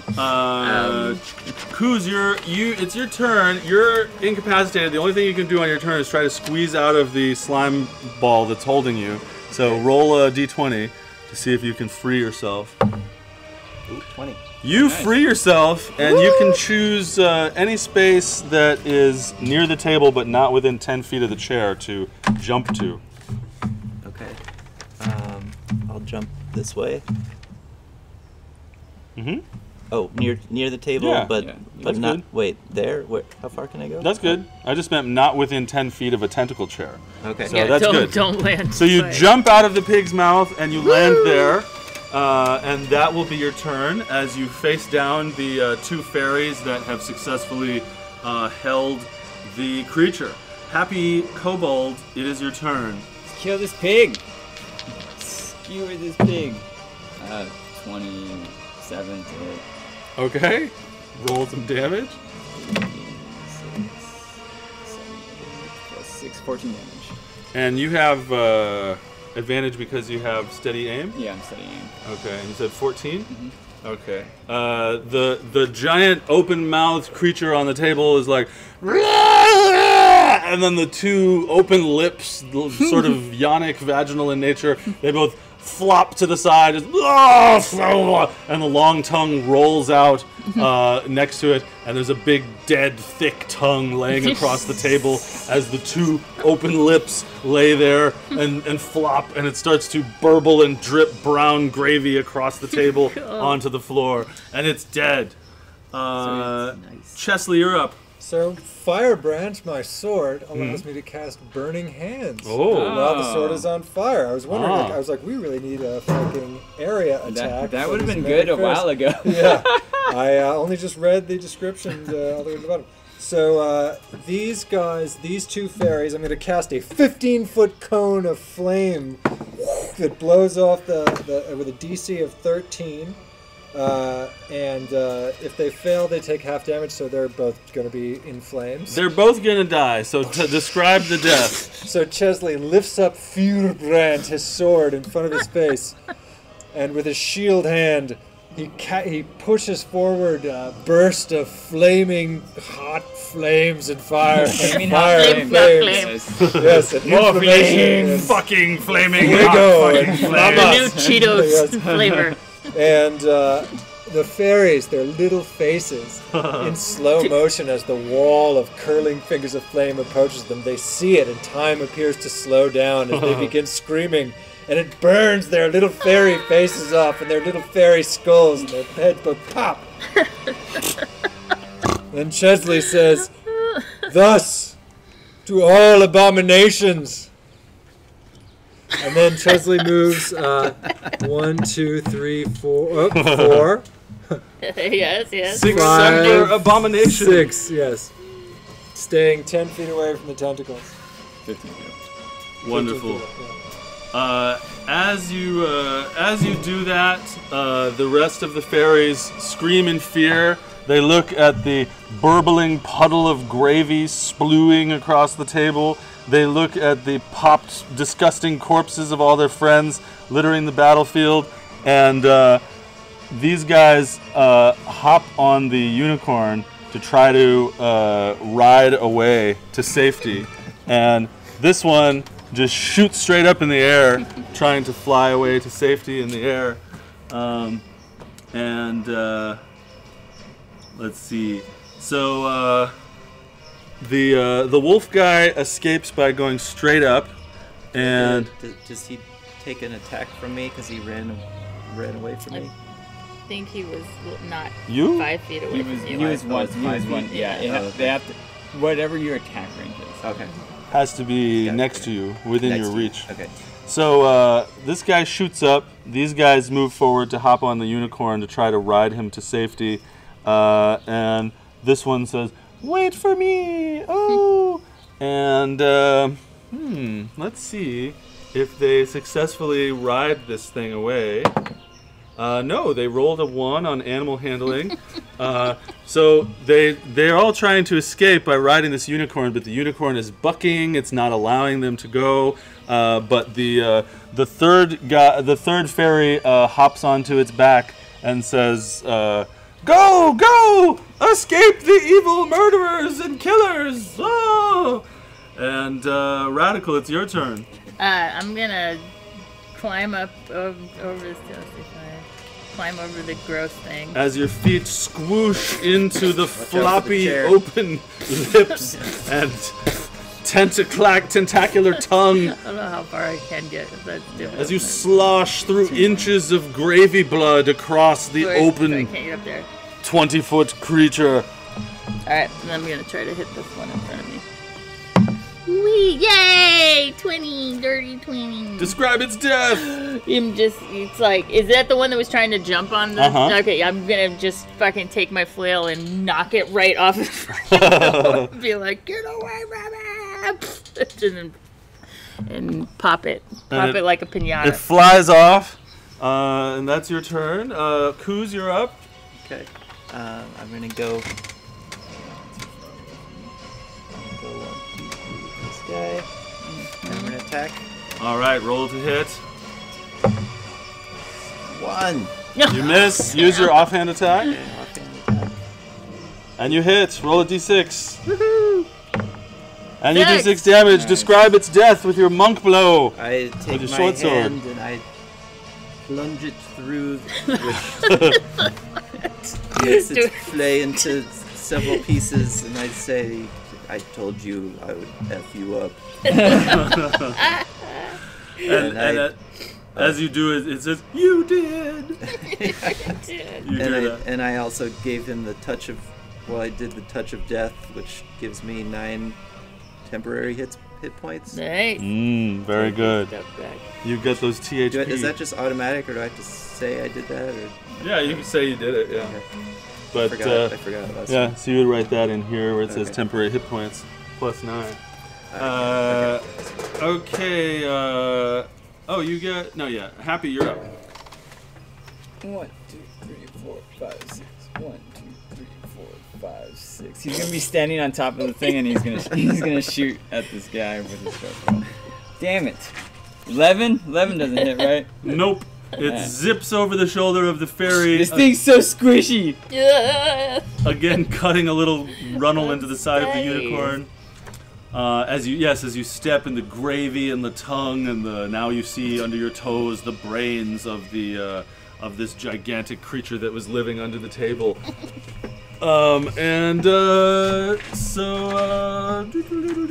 Chesley, Chesley 'tis you. is going to. Chesley's thinking about chucking his javelin. Sounds good. Roll to hit. What's the range? You'd have to get to here. Okay, so Chesley's going to 1, 2. He's going to use athletics to make his running long jump from 55 Oh feet. my! 3, 4, 5, 6. Very good. And he's going to and he's going to run after doing his running long jump. He's going to shizzuck his javelin, Let's see what which happens. is going to be nope. It's really squishy. I told you it was really squishy. What do you yell as you throw this thing? Got him. Yeah. Fuck. He almost curses. He says, "Fiddlesticks!" And your aim is off because you lose your footing in the innards of the giant dripping gravy monster in the middle of the table. All right. Nobody's within 10 feet of a tentacle. The wolves are gone. So it's the one remaining Darkling. What about the unicorn? The unicorn doesn't get into it? He doesn't. I mean, Okay. sure, fine. The unicorn tries to break out of the rope, and he's pulling and pushing and pulling, but he did not roll a good athletics check. Good try. And he doesn't break out of the rope. Good try. Now the one Darkling is trying to, which is a fairy, is trying to animal handling, and he successfully animal handles the unicorn and calms it down and says, Work with me. Help us escape. and he tries to I'm gonna do Silvery Barbs. Reroll a successful ability Don't you check. dare. the fairy turns to the unicorn to try to calm it down so he can ride it. And to whom would you like to give advantage? I'll give it to the fucking unicorn. Yeah. Come on, unicorn. He rolls even better on the second roll. No. And he says, "Come with me, unicorn!" And he tries to kick it into gear, and the unicorn runs towards the brambles. But I'll say you can still see it. We'll just alter the distance so that it's going this way. So they go that way, and he's still riding on the back. Radical, you're up. How far can you throw a javelin? 30. Unless you want to disadvantage. 30. No, I can't quite do it. You can throw a disadvantage. Yeah, for fun. So she's gonna try to.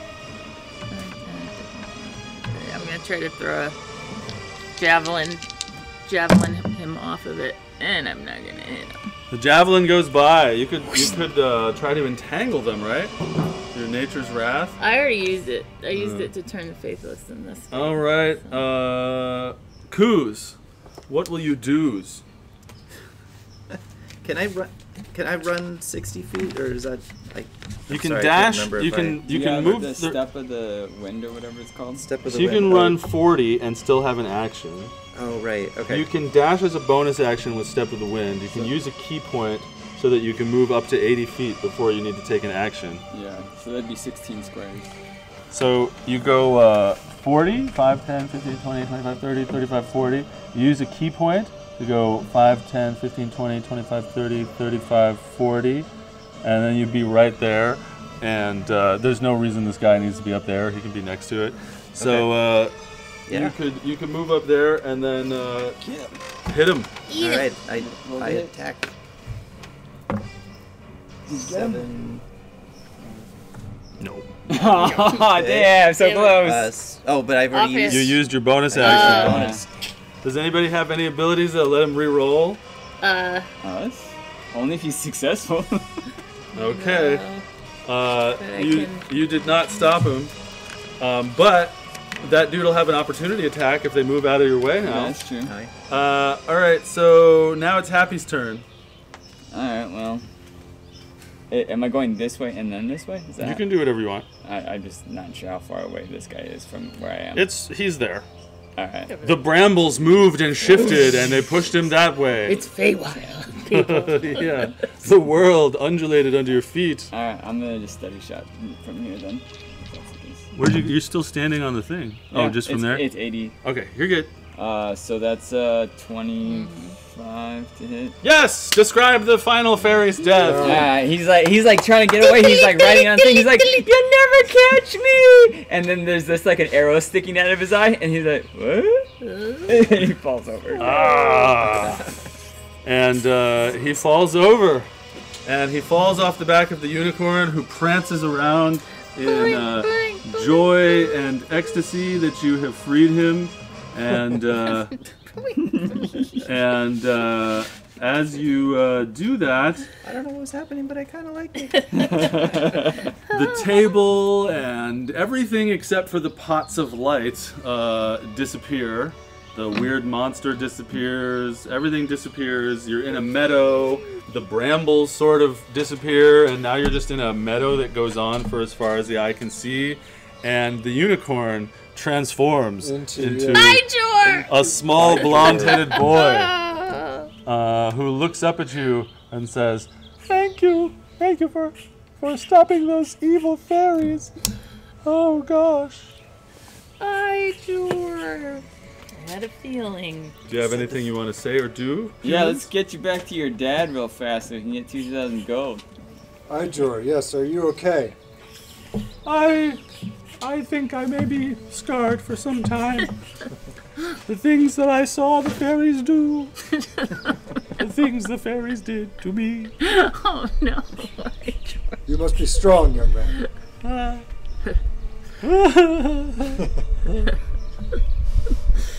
Well, Let's go. yes. And you guys pop out of existence. Damn it. Didn't get paid again.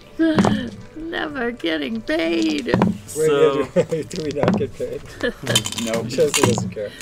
you don't get paid. You pop out of the Didn't get the Feywild. When we get home, all the money's in our stole bank one of those account. wines. Didn't get Oh it. yeah, I know. I thought about it on the way out. We should have been like, Yeah. So let's do some quick checkouts since we're over time. Very quick. Yeah, I If gotta anybody's go pretty soon. well, you can go first. yeah. So we'll say something that we enjoyed about the session and something we enjoyed that another player did. And go ahead. Yeah, I liked how silly it was. I was like, what the hell? We gotta go through a maze, and now we have to do 3 tasks? This is not a one-shot. What's going on here? But I thought it was really fun and funny, and I was like, why are they having us come closer to them? There must be something cool gonna happen. And I was like, Happy doesn't want it to happen to him, so let's see what it is. And I like that, the tentacles and all that stuff that happened. The pig mouth and the tentacles.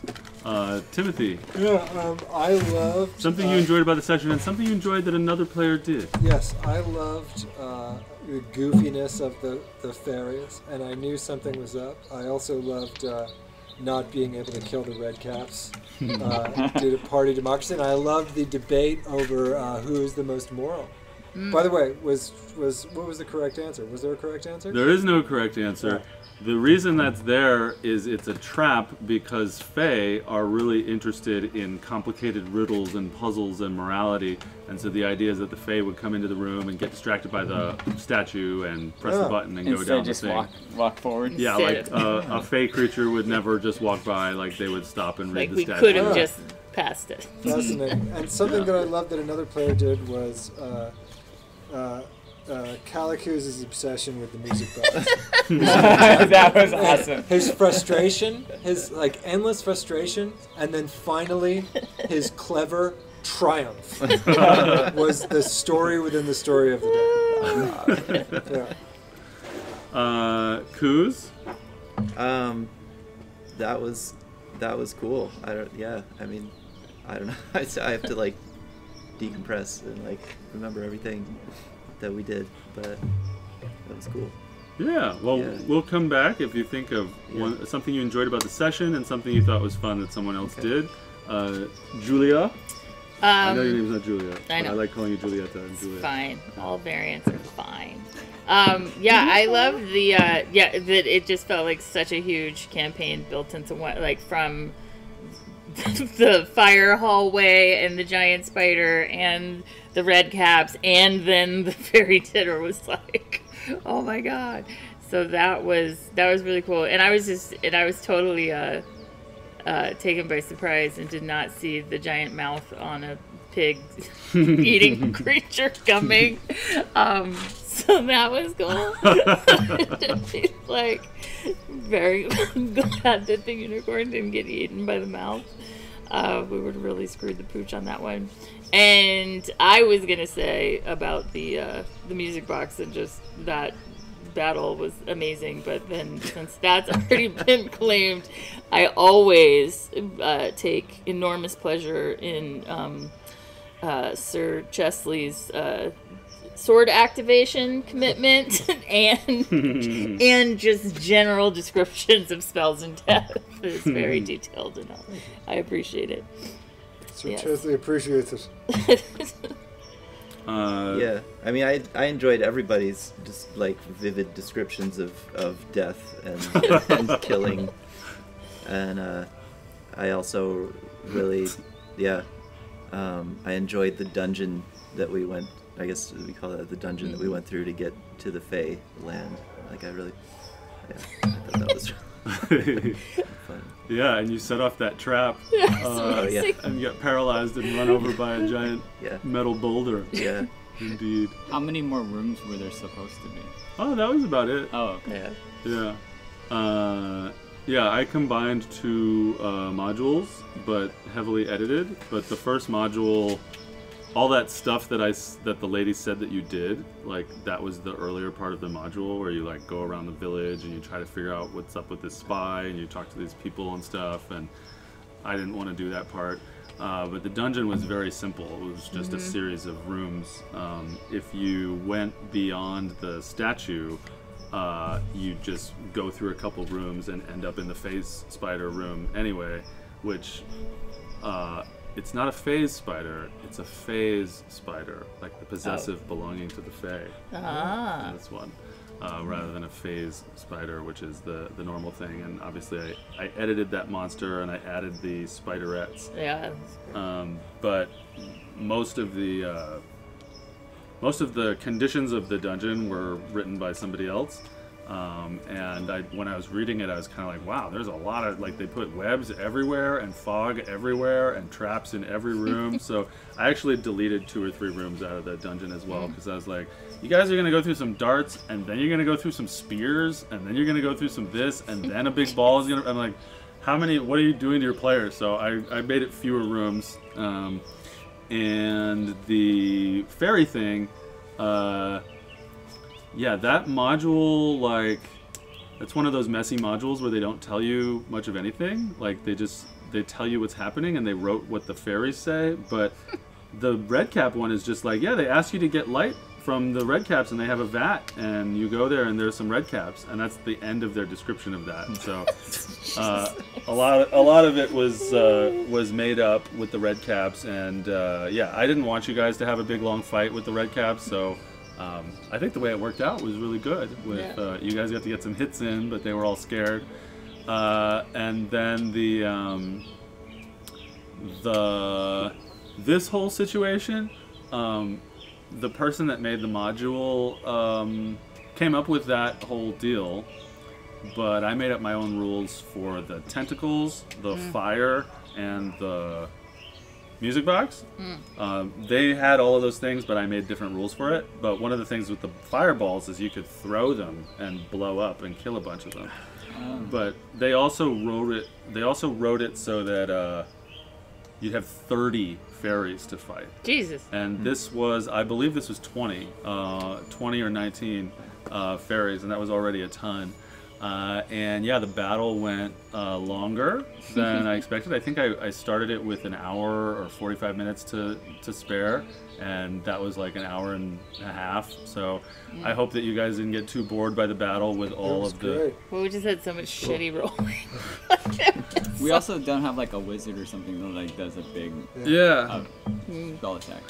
Well, that's why I kept it to 20 fairies, and I started upping the amount of times that they could cast the spells, because they were just kind of boringly running around stabbing you after a while. So we added in some more spells when there were fewer of them. But the tentacles worked well. The pig monster was really entertaining to me. So let's see. Kuz. Feldman, you're learning how to play, and it's fun to watch, and you should definitely use your key points, because you have 4 for every long rest or short rest or something like that. I think it's short rest, so you have more than you think you do. And if you do flurry of blows, then you get to hit once with a short sword and then hit them twice with the other hand, so you get more attacks on one turn. So that's something to watch YouTube videos about. But I enjoyed watching you step into your own with the fun descriptions, and your focus on the music box was very entertaining. I just wanted to know what it did. I thought it was like doing some magical thing or something. Well, if people go near it, then they have to start dancing, and then they're stuck dancing. And you kept beating it. You kept beating the wisdom stone. Okay.